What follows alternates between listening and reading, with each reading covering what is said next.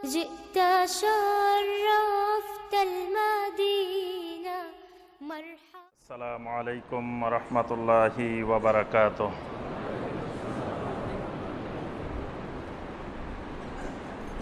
إن الحمد لله نحمده ونستعينه ونستغفره ونعوذ بالله من شرور أنفسنا ومن سيئات أعمالنا.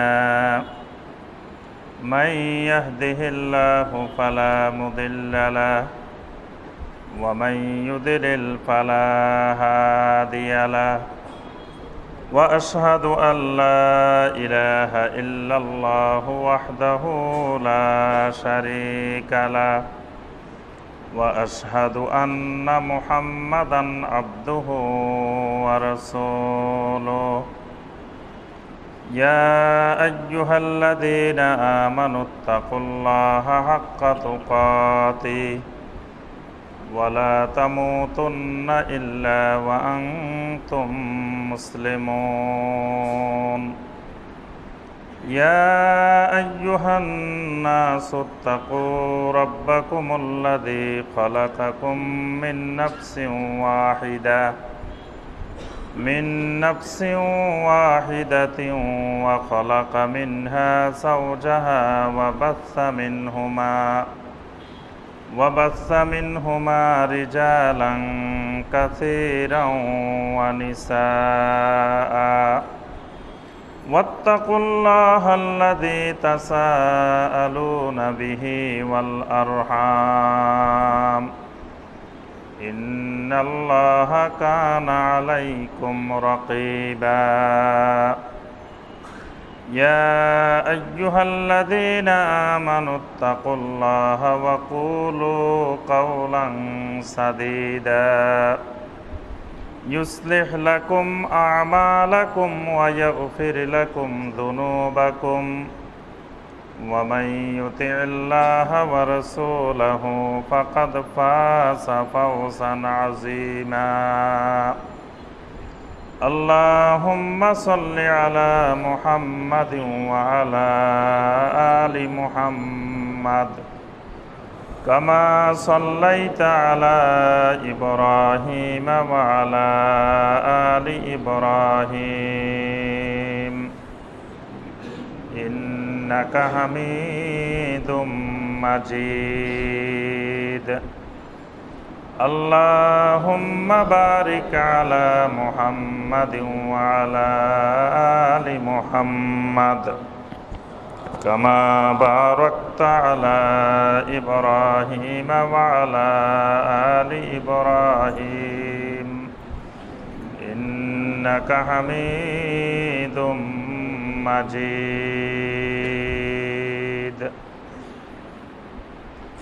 মুআজ্জাজ মুকাররাম উলামায়ে কেরাম, সম্মানিত মুরব্বিয়ান এজাম, সম্মানিত দিনদার মুসলিম ভাই ও বোনেরা, আল্লাহ সুবহানাহু ওয়া তাআলার দরবারে কোটি কোটি শুকরিয়া যে আল্লাহ রাব্বুল আলামিন আমাদেরকে আজকে 1438 হিজরি সনের পহেলা রবিউল আউয়াল তারিখে সলাতুল মাগরিবের পরে উত্তরা 11 নম্বর সেক্টর বাইতুন নূর জামে মসজিদ ফাউন্ডেশনের উদ্যোগে আয়োজিত সিরাতুন নবী সাল্লাল্লাহু আলাইহি ওয়াসাল্লাম মাহফিলের প্রথম দিনে নবী সাল্লাল্লাহু আলাইহি ওয়াসাল্লামের সিরাতের উপরে সংক্ষিপ্তভাবে আলোচনা করার এবং শোনার তৌফিক দিয়েছেন সেই রাব্বুল আলামিনের শুকর আদায় করি। সকলে বলে আলহামদুলিল্লাহ। আল্লাহ পাকের অসংখ্য শুকর, আল্লাহ রাব্বুল আলামিন যে মুহূর্তে আমরা নবী সাল্লাল্লাহু আলাইহি ওয়াসাল্লামের সুন্নত থেকে, নবী সাল্লাল্লাহু আলাইহি ওয়াসাল্লামের উসওয়ায়ে হাসানা থেকে, নবী সাল্লাল্লাহু আলাইহি ওয়াসাল্লামের এতাআত থেকে, আনুগত্য থেকে দিন দিন মুসলিম উম্মাহ সরে যাচ্ছে, এরকম একটি মুহূর্তে নবী সাল্লাল্লাহু আলাইহি ওয়াসাল্লামের সিরাতের উপরে আলোচনা করার এবং শোনার আল্লাহ পাক আমাদেরকে তৌফিক দিয়েছেন। এজন্য আবারও শুকরিয়াতান বলি আলহামদুলিল্লাহ। বর্তমানে বিশেষ করে এই নভেম্বর, ডিসেম্বর, জানুয়ারি, ফেব্রুয়ারি এই মাসগুলো যখন আসে তখন আমাদের দেশে আলহামদুলিল্লাহ চারিদিকে ওয়াজ মাহফিলের সময় শুরু হয়। এই ওয়াজ মাহফিলগুলো করার মূল উদ্দেশ্য হলো আল্লাহর বান্দা বান্দীদের হেদায়েত, আল্লাহর বান্দা বান্দীদের কাছে আল্লাহ রাব্বুল আলামিনের নাজিলকৃত কোরআনে হাকিম এবং রাসূলুল্লাহ সাল্লাল্লাহু আলাইহি সাল্লামের সুন্নতগুলো গ্রামে গঞ্জে সর্বস্তরে আল্লাহর বান্দা বান্দীদের কাছে পৌঁছিয়ে দেওয়া। কিন্তু এই পৌঁছিয়ে দেওয়ার কাজটি যেভাবে হওয়া উচিত সেইভাবে কিন্তু আমাদের সমাজে হচ্ছে না। যেই দিনের কথা পৌঁছিয়ে দেওয়ার জন্য এই ওয়াজ মাহফিল, সেই দিন যিনি আল্লাহর জমিনে নিয়ে এসেছেন, যিনি সেই দিন প্রসারের পদ্ধতি শিখিয়ে দিয়েছেন, সেই রাসূল সাল্লাল্লাহু আলাইহি ওয়াসাল্লামের পদ্ধতি বাদ দিয়ে নিজেদের অভিনব নতুন নতুন অসুস্থ প্রতিযোগিতা, অসুস্থ মানসিকতা নিয়ে আমরা আল্লাহর দিনের ওয়াজ মাহফিলের নামে কিছু টাকা পয়সা খরচ করতেছি, কিছু সময় চিত্ত বিনোদনের ব্যবস্থা করতেছি। আপনার যেই পদ্ধতিতে ওয়াজ মাহফিল হচ্ছে সেখানে নবী সাল্লাল্লাহু আলাইহি সাল্লামের তরিকা, সাহাবাই কেরাম রাদওয়ানুল্লাহি তাআলা আলাইহিম আজমাইন এবং সালফে সালেহিনের যেই তরিকা, যেই পদ্ধতি, সেই পদ্ধতির কোনো বালাই নেই। তো এই ক্ষেত্রে সুবিধা হয়েছে যে আমরা এই দেশের মানুষদেরকে দিন সম্পর্কে মূর্খ পাইছি, এটা হলো বড় সুবিধা। এই দেশের মুসলিম উম্মাহ, এই দেশের মুসলিম নাগরিক যদি একটু দিন সম্পর্কে সচেতন থাকতো, দিন সম্পর্কে জানতো, তাহলে আমরা এই সুযোগটা পাইতাম না। কিন্তু জনগণ মূর্খ হওয়ার কারণে, দিন সম্পর্কে কোনো এলেম বা ধারণা না থাকার কারণে আমরা দিনের নামে জনগণের সাথে তামাশা করতেছি। কিন্তু জনগণ সেই তামাশাকে ইবাদত মনে করতেছে। মানে যেই দেশে জ্ঞান নাই, এলেম নাই, সেই দেশে তামাশা করলেও মানুষ ইবাদত মনে করে, গান গাইলেও মানুষ ইবাদত মনে করে, নাচলেও মানুষ ইবাদত মনে করে, কাপড় চোপড় খুলে ফেললেও মানুষ ইবাদত মনে করে। কি করে না? কি বলেন, করে না? কাপড় চোপড় খুলে ফেললেও মানুষ মনে করে আল্লাহর ওলি হয়ে গেছে। তারপরে গান গাইলেও মানুষ মনে করে যে এই হুজুর তো অনেক বড় হুজুর, সুন্দর গান গাইতে পারে। তারপরে নাচলেও মনে করে যে এই হুজুর বড় জাকের, নাচি নাচি জিকির করে। মানে মানুষ মূর্খ হইলে মানুষকে যা করবে সেটাই মানুষ ইবাদত মনে করে। এই জন্য আমাদের দেশে বিচিত্র রকমের ওয়াজ মাহফিল আমরা দেখি। এই ওয়াজ মাহফিল হলো মানুষের হেদায়েতের উদ্দেশ্যে, কিন্তু সেই হেদায়েতের মাকসাদ, হেদায়েতের উদ্দেশ্য হয়ে গেছে এটা একটা বাণিজ্যিক মাধ্যম হয়ে গেছে। কিছু ওলামায়ে কেরাম এটাকে একটা পেশা হিসাবে, বাণিজ্য হিসাবে গ্রহণ করে এবং এই সময় আসলে ওনাদের সিরিয়াল পাওয়া মুশকিল। আর জনগণও মনে করে যে গান বাজনার অনুষ্ঠান যেরকম, ওয়াজ মাহফিল এরকম একটা জিনিস, ওখানেও কিছু চিত্ত বিনোদনের ব্যবস্থা থাকে, এখানেও কিছু চিত্ত বিনোদনের ব্যবস্থা হবে। ওখানেও কতক্ষণ সুন্দর সুন্দর সুরে গায়িকারা গান গায়, এখানেও কিছুক্ষণ হুজুর, ওখানে হয়তো একটা মহিলা সুরতে, এখানে একটা পুরুষের সুরতে বা দাড়ি টুপি সুরতে, এখানে কিছুক্ষণ গান হয়, গান হয়, সুর হয়। এগুলো শুনে কতক্ষণ সুবহানাল্লাহ বলে জোরে জোরে, কতক্ষণ আলহামদুলিল্লাহ বলে, কতক্ষণ কান্দে, কতক্ষণ হাসে। মানে এক ধরনের মানে কিছুক্ষণ চিত্ত বিনোদনের এক ব্যবস্থাপনার নাম হলো আমাদের দেশের ওয়াজ মাহফিল। মূলত এই ওয়াজ মাহফিল অথবা এই তাফসিরুল কোরআন মাহফিল, এই নসিহত সিরাতুন নবী সাল্লাল্লাহু আলাইহি সাল্লাম মাহফিল, এগুলো কোনো বাণিজ্যিক পেশা নয়। পূর্বেকার সাহাবাই কেরাম, তাবেইনি কেরাম, তাবেইনি কেরাম, সালফে সালেহিন, তারা কেউ আল্লাহর দ্বীনের দাওয়াতকে বাণিজ্য হিসাবে, ব্যবসা হিসাবে গ্রহণ করেন নাই। না করার কারণে তাদের উদ্দেশ্য মুসল্লিদেরকে, শ্রোতাদেরকে সন্তুষ্ট করা না। আপনি একটা জিনিস ভালো করে খেয়াল করবেন, যখন যিনি আলোচনা করবেন তার উদ্দেশ্য হবে শ্রোতাদেরকে খুশি করা, তখন ওনার মনে সবসময় উনি এটাই চিন্তা করবেন যে আমি কিভাবে বললে আমার মুসল্লিরা খুশি হবে, আমার শ্রোতারা খুশি হবে। ওনার কাছে তখন সত্য কথা উদ্দেশ্য নয়, উদ্দেশ্য হইল মুসল্লিদেরকে, শ্রোতাদেরকে, দর্শকদেরকে খুশি করা। এখন যদি যিনি আলোচনা করবেন তিনি যদি দ্বীনের সহি কথা বলেন, তাহলে তো শ্রোতা যারা থাকবেন, দর্শক যারা থাকবেন, তারা কোনোদিন সন্তুষ্ট হওয়ার কথা না। কারণ আমি যদি আলোচনা করি আপনাদের রোগগুলা নিয়ে, কোন কোন রোগ আছে আপনাদের, আমাদের সবারই যে রোগগুলা আছে, রোগগুলা নিয়ে যদি আলোচনা করি, তো যাদের মধ্যে ওই রোগ আছে তারা কিন্তু খুশি হওয়ার কথা না। তাহলে যদি খুশি হয়, বুঝতে হবে যে ওই রোগের ওষুধ দিই নেই, এজন্য রোগী খুশি। কারণ ওই রোগের ওষুধ দিলে রোগী এত খুশি হতো না। এইভাবে আমরা এই ওয়াজ মাহফিল করতে গিয়ে মুসল্লিদেরকে, শ্রোতাদেরকে খুশি করার জন্য বিভিন্ন উপায়ে, বিভিন্ন মাধ্যমে, বিভিন্ন মিথ্যা কথা, হাজার হাজার মিথ্যা কথার ছড়াছড়ি, মিথ্যা গল্পের প্রচার প্রসার চলতেছে। আলহামদুলিল্লাহ, এরকম একটি মুহূর্তে আমরা আজকে আল্লাহ রসুল সাল্লাল্লাহু আলাইহি সাল্লামের সিরাত নিয়ে আলোচনা করতে বসেছি। আমরা সংক্ষিপ্ত সময়ে কিছু কোরআন এবং সুন্নাহ থেকে সংক্ষিপ্ত কিছু কথা বলবো ইনশাআল্লাহ। আশা করি আপনারা শেষ পর্যন্ত, এশা পর্যন্ত আমাদের সাথে থাকবেন।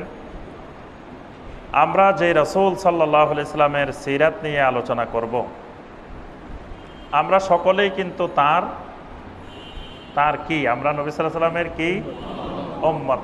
আলহামদুলিল্লাহ, নবী সাল্লাল্লাহু আলাইহি সাল্লামের উম্মত, এবং তিনি আমাদের প্রাণের, মহব্বতের, আমাদের সকলের অত্যন্ত সম্মানের, অত্যন্ত আদরের, অত্যন্ত মহব্বতের রাসূল। এই জন্যই আমরা তার উপরে ঈমান এনেছি। তার মাধ্যমে আমরা আল্লাহর দ্বীন পেয়েছি, আমরা আল্লাহর কোরআন পেয়েছি, আখিরাত জানতে পেরেছি, নাজাতের বিষয় জানতে পেরেছি, জান্নাত জানতে পেরেছি, জাহান্নাম সম্পর্কে জানতে পেরেছি।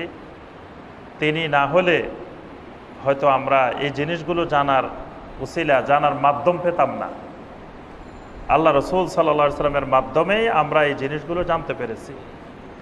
এই জন্যই নবী সাল্লাল্লাহু আলাইহি সাল্লামকে মহব্বত করা, নবী সাল্লাল্লাহু আলাইহি সাল্লামকে ভালোবাসা ঈমানের একটি গুরুত্বপূর্ণ অংশ। নবী সাল্লাল্লাহু আলাইহি সাল্লামের প্রতি মহব্বত যদি যথাযথ না থাকে, তাহলে ওই ব্যক্তির মধ্যে আল্লাহর দ্বীন যথাযথভাবে আসবে না। এই জন্যই নবী সাল্লাল্লাহু আলাইহি সাল্লামের মহব্বত, এটি ঈমানের একটি গুরুত্বপূর্ণ অংশ।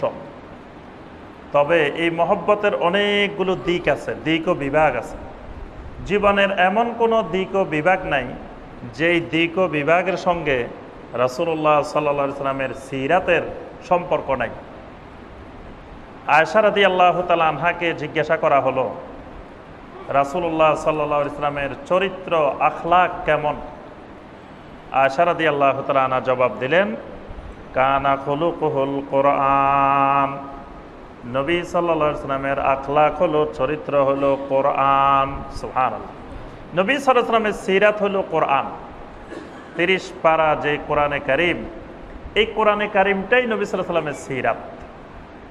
তাহলে নবী সাল্লাল্লাহু আলাইহি সাল্লামের জীবনী জানতে হলে কি জানতে হবে? কোরআন জানতে হবে। কোরআন যত পড়বেন, কোরআন যত জানবেন, কোরআন যত বুঝবেন, তত রাসূলুল্লাহ সাল্লাল্লাহু আলাইহি সাল্লামের সিরাত জানতে পারবেন। কারণ কোরআনটাই নবী সাল্লাল্লাহু আলাইহি সাল্লামের সিরাত। কোরআনে কারীমে যা কিছু নাজিল হয়েছে, নবী সাল্লাল্লাহু আলাইহি ওয়াসাল্লামের জীবনটা তার বাস্তবায়ন হয়েছে।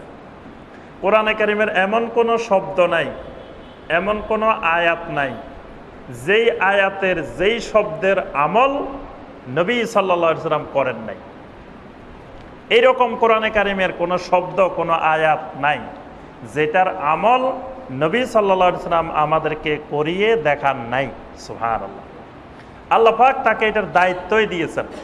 সূরা আন-নাহলের 44 নম্বর আয়াতে আল্লাহ পাক বলছেন, ওয়া আনসালনা ইলাইকা যিকরা লিতুবাইয়িনা লিন-নাসি মা নুযিলা ইলাইহিম।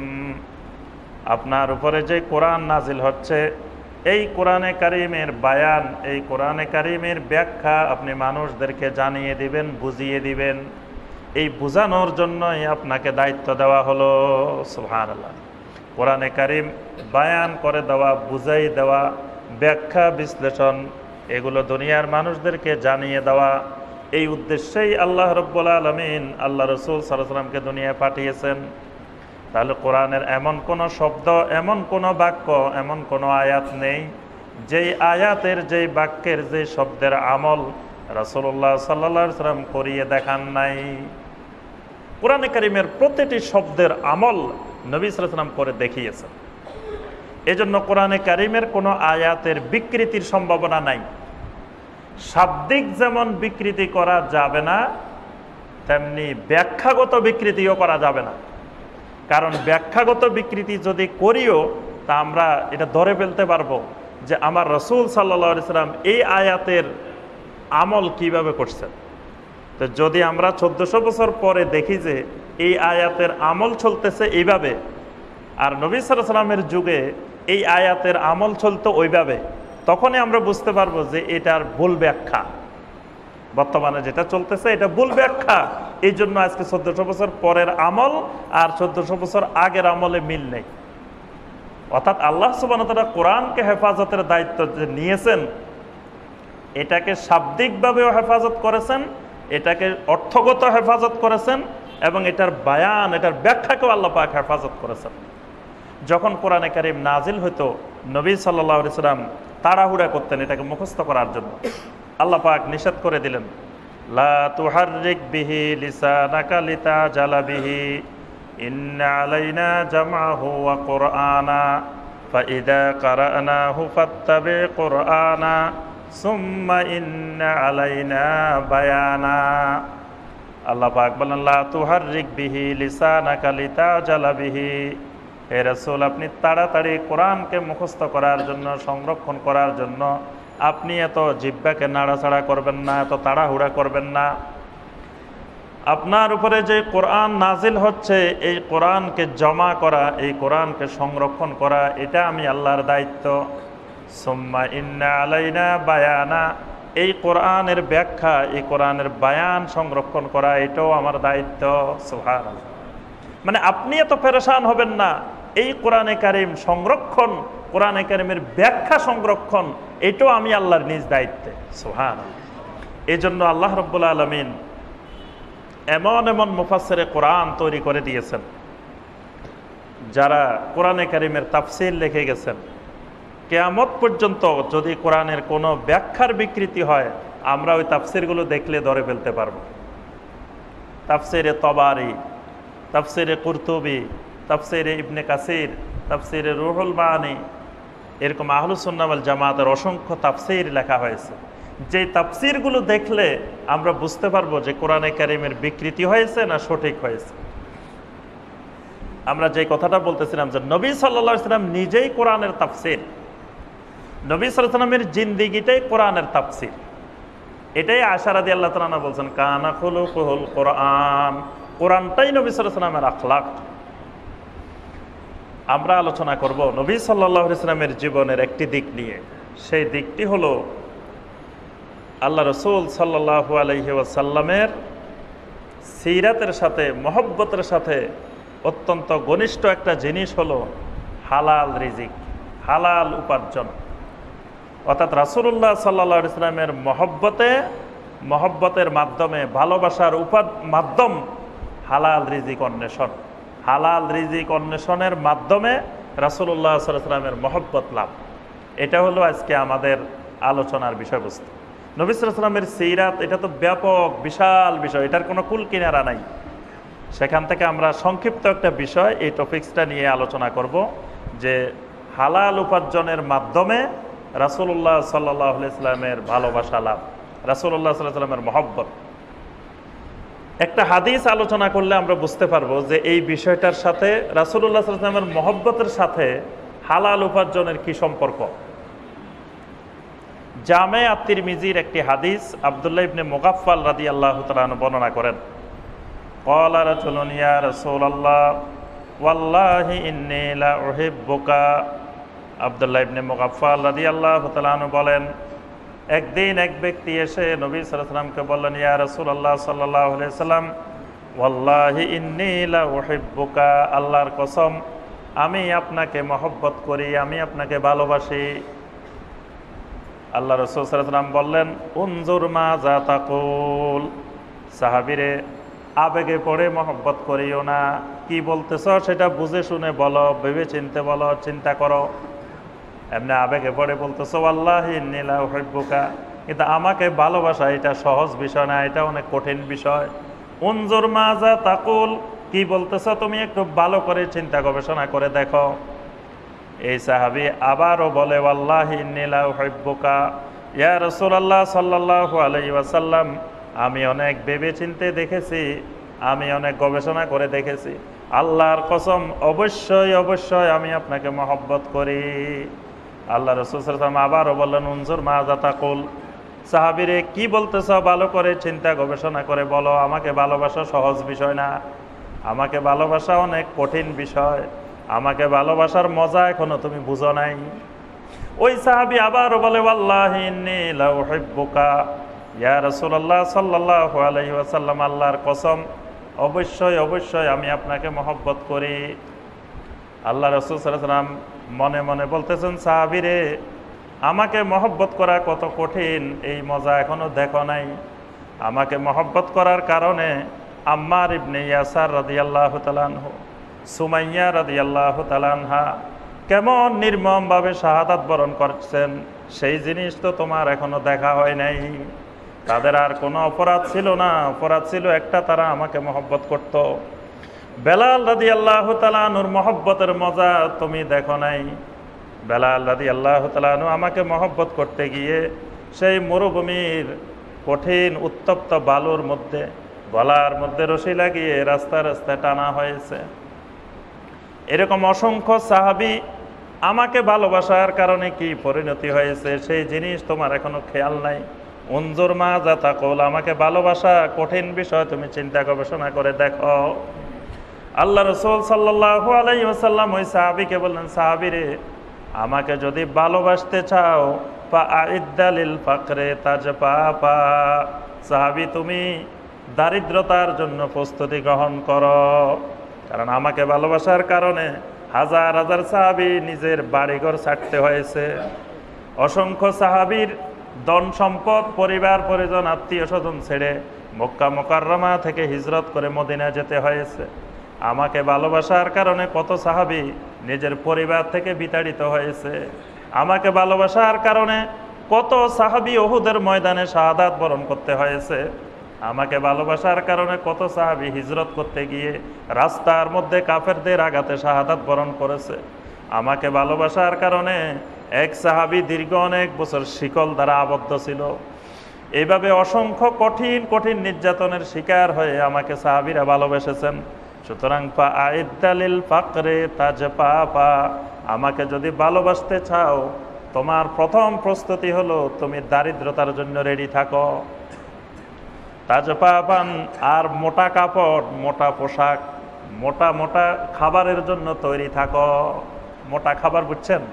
মোটা খাবার মানে ভালো খাবার না, হয়তো 2 দিনে একবার খাইতে হবে, 3 দিনে একবার খাইতে হবে, বা সপ্তাহে একবারও খাইতে হতে পারে। যেই কথা আল্লাহ রাসূলকে ভালোবাসার কারণে আয়েশা বলছেন। আয়েশা রাদিয়াল্লাহু তাআলা আনহা উরওয়া ইবনে জুবাইর রাদিয়াল্লাহু তাআলা আনহুকে বলতেছিলেন, ইয়া ইবনা উখতি, ও আমার বোনপোত, আমার বাগিনা শোনো, এক চাঁদের পর এক চাঁদ, এইভাবে আমরা নতুন নতুন 3টা চাঁদ দেখেছি আকাশে।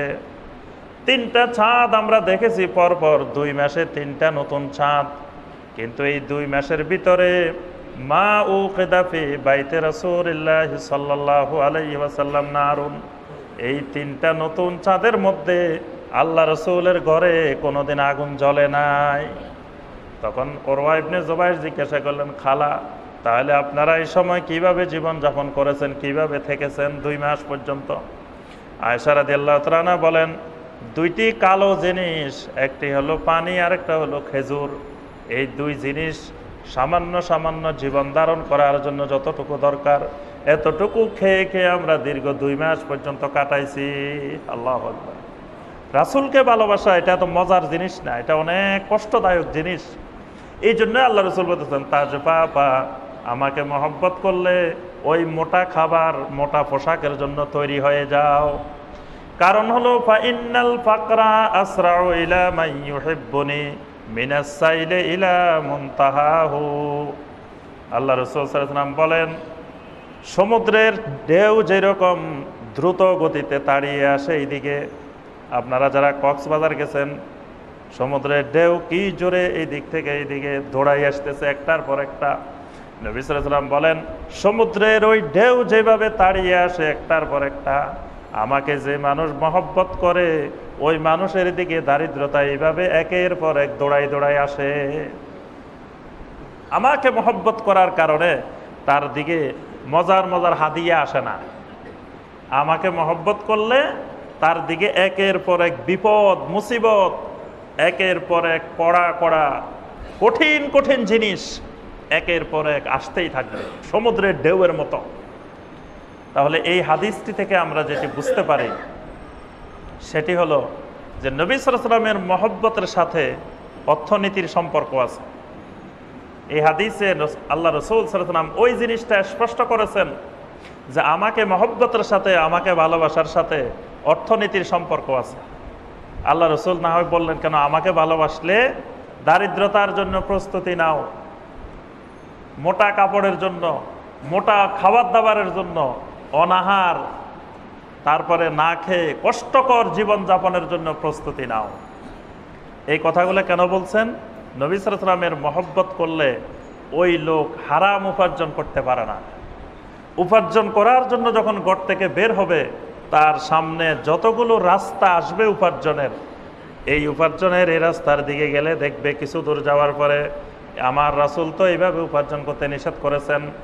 এই রাস্তায় গেলে দেখবে আল্লাহ রসুলের নিষেধাজ্ঞা এখানে রয়েছে। এই রাস্তায় গেলে দেখবে আল্লাহ রসুলের নিষেধাজ্ঞা আছে। যেই রাস্তায় যাবে উপার্জন করার জন্য অসংখ্য হারাম রিজিক সে দেখতে পাবে। আল্লাহ রসুলকে যদি সে মহব্বত করে তাহলে ওই হারাম রিজিকের দিকে সে আর হাত বাড়াইতে পারবে না।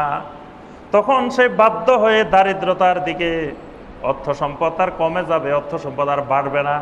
অর্থ সম্পদকে বিশাল আকারে পরিণত করা তার পক্ষে সহজ হবে না। এই জন্য আল্লাহ রসুল বলছেন, ইন কুনতা তুহিব্বুনি ফাআইদ্দা লিল ফাকরি তাজফাফা, যদি আমাকে মহব্বত করো দারিদ্রতার জন্য তুমি প্রস্তুতি নাও। তাহলে বোঝা যায় নবী সাল্লাল্লাহু আলাইহি ওয়াসাল্লামের মহব্বতের সাথে উপার্জনের, আর্থিক উপার্জনের যত রাস্তা আছে এগুলো সম্পর্ক আছে। এই জন্যই আল্লাহ রাসূল সাল্লাল্লাহু আলাইহি ওয়াসাল্লাম এই কথা বলছেন। কিন্তু আমরা যদি বর্তমান সমাজে দেখি, রাসূলের আশেক, রাসূলের মহব্বত করে দাবিদার, যত রাসূলের বড় আশেকের দাবিদার তার সম্পদ তত বাড়তে থাকে। কি বলেন? আশেকের রাসূল যত হয় সম্পদ তত বাড়ে। আবার বলে যে দেখেন রাসূলের আশেক হওয়ার কারণে আল্লাহ পাক এত বরকত দিছে, সম্পদ খালি বাড়তেই আছে। তাহলে আল্লাহ পাক নবী রাসূলদেরকে যে এই বরকত দিলেন না, সাহাবায়ে কেরামদেরকে যে এই বরকত দিলেন না, আজকে আশেকের রাসূল হলে এত বরকত, তাহলে নবী সাল্লাল্লাহু আলাইহি ওয়াসাল্লাম, সাহাবায়ে কেরাম, তাবেঈনে কেরাম, তাবেঈনে কেরাম, তাদেরকে আল্লাহ পাক এত বরকত দিলেন না কেন? বুঝতে হবে ওই রাসূল সাল্লাল্লাহু আলাইহি ওয়াসাল্লামের মহব্বতের সাথে এই মহব্বতের মিল নাই। এই জন্য ওখানের মহব্বত করলে সম্পদ কমতো, এখন মহব্বত করলে সম্পদ বাড়ে। এটার কারণ হলো ওই মহব্বত আর এই মহব্বত এক জিনিস না। ওই আসল যে মহব্বত নবী সাল্লাল্লাহু আলাইহি ওয়াসাল্লামের, সেই মহব্বত তার মধ্যে আসে নাই। আল্লাহ পাক কোরআনে কারিমে অসংখ্য আয়াতে আমাদেরকে এই বিষয়ে নির্দেশ দিয়েছেন, এবং যেই আয়াতগুলোর আমল আল্লাহ রসুল এবং সাহাবায়ে কেরাম করে করে আমাদেরকে দেখিয়েছেন। সূরা আল বাকারার 168 নম্বর আয়াত। আল্লাহ পাক ইরশাদ করেন, ইয়া আইয়ুহান নাস কুলু মিম্মা ফিল আরদি হালালান তাইয়্যিবা ওয়ালা তাত্তাবিউ খুতুওয়াতিশ শাইতান ইন্নাহু লাকুম আদুউম মুবিন। আল্লাহ পাক দুনিয়ার সকল মানুষদেরকে সম্বোধন করে বলেন, ইয়া আইয়ুহান নাস, হে দুনিয়ার সমস্ত মানুষ, কুলু মিম্মা ফিল আরদি হালালান তাইয়্যিবা, জমিনের মধ্যে যত হালাল এবং তাইয়্যিবা খাবার আছে সেই খাবারগুলো তোমরা খাও। খাবার খাও কোনগুলা? হালালান তাইয়্যিবা, হালাল এবং তাইয়্যিবা, দুটা কথা বলছেন আল্লাহ পাক। একটা বলছেন হালাল, আর একটা বলছেন তাইয়্যিবা। হালাল খাবারগুলা খাও আর পবিত্র খাবারগুলা খাও। হালাল কোনগুলা, পবিত্র কোনগুলা? হালাল হলো যেই খাবারগুলা আল্লাহ পাক কোরআনে কারিমে হারাম করেছেন। কয়েকটা জিনিস আল্লাহ পাক হারাম বলছেন। হুররিমাত আলাইকুমুল মাইতাতু ওয়াদ-দামু ওয়া লাহমুল খিনজির ওয়া মা উহিল্লা লিগাইরিল্লাহি বিহি। আল্লাহ পাক বলেন তোমাদের জন্য হারাম করা হলো রক্ত, তারপরে মৃত প্রাণী, আল্লাহর নাম ছাড়া অন্য কারো নামে জবাই করলে এরকম প্রাণী, এরকম কয়েকটা হারামের তালিকা আল্লাহ পাক দিয়ে দিয়েছেন।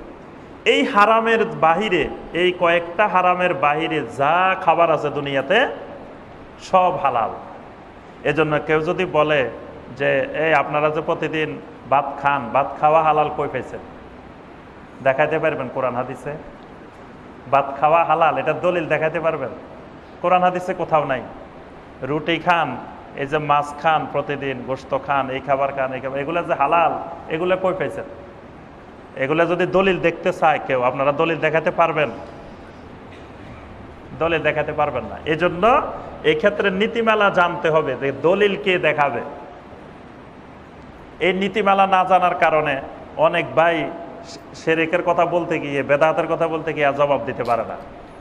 কারণ যারা বেদাত করেন তারা কি করে, আপনাকে বলবে যে এটা যে করা যাবে না, কোথায় পাইছেন দেখান। আপনি তো করবেন যে কি রে, এটা তো কোথাও নাই, দেখাবেন কোথা থেকে? বলে যে এটা যে করা যাবে না, এটা করা বেদাত, এটা কই পাইছেন দেখান। তা আপনি দেখাবেন কোথা থেকে? এটা তো দলিলে নাই, হাদিসে নাই, আপনি দেখাবেন কোথা থেকে? বরং এই ক্ষেত্রে নীতিমালা শিখে রাখতে হবে যে হালাল এবং হারামের ক্ষেত্রে হালাল বলার জন্য দলিল লাগবে না, দলিল দেখানো লাগবে না। দলিল লাগবে কিসের জন্য? হারামের জন্য। দুইজনে মিলে ঝগড়া করতেছে, একজন বলতেছে যে এটা হালাল, আরেকজন বলতেছে যে এটা হারাম। দলিল কে দেখাবে? যিনি বলবেন হারাম উনি দলিল দেখাবেন। যিনি বলবেন যে হালাল, উনাকে দলিল দেখানো লাগবে না। যদি বলে যে আপনি এটা হালাল কই পেয়েছেন দেখান, এটা হলো বোকামি, মূর্খতা, জাহালত। এক্ষেত্রে এটা মুখস্থ করে রাখবেন যে একজন হালাল বলতেছে, একজন হারাম বলতেছে। দলিল দেখাইতে বলবেন কাকে? যিনি হারাম বলবেন তাকে দেখাতে বলবেন। কারণ হালাল বলার জন্য এক্ষেত্রে দলিল লাগবে না, হারাম বলার জন্য দলিল লাগবে। কারণ আল্লাহ সুবহানাহু ওয়া তাআলা খাবারের ক্ষেত্রে কোন কোন খাবার হারাম শুধু সেইগুলার লিস্ট দিচ্ছেন আল্লাহ পাক, হালালগুলার লিস্ট দেন নাই। হালাল খাবারের লিস্ট যদি আল্লাহ পাক দিতেন তো এরকম 30 পারার মতো আরেকটা কোরআন শরীফ লাগতো। কি বলেন?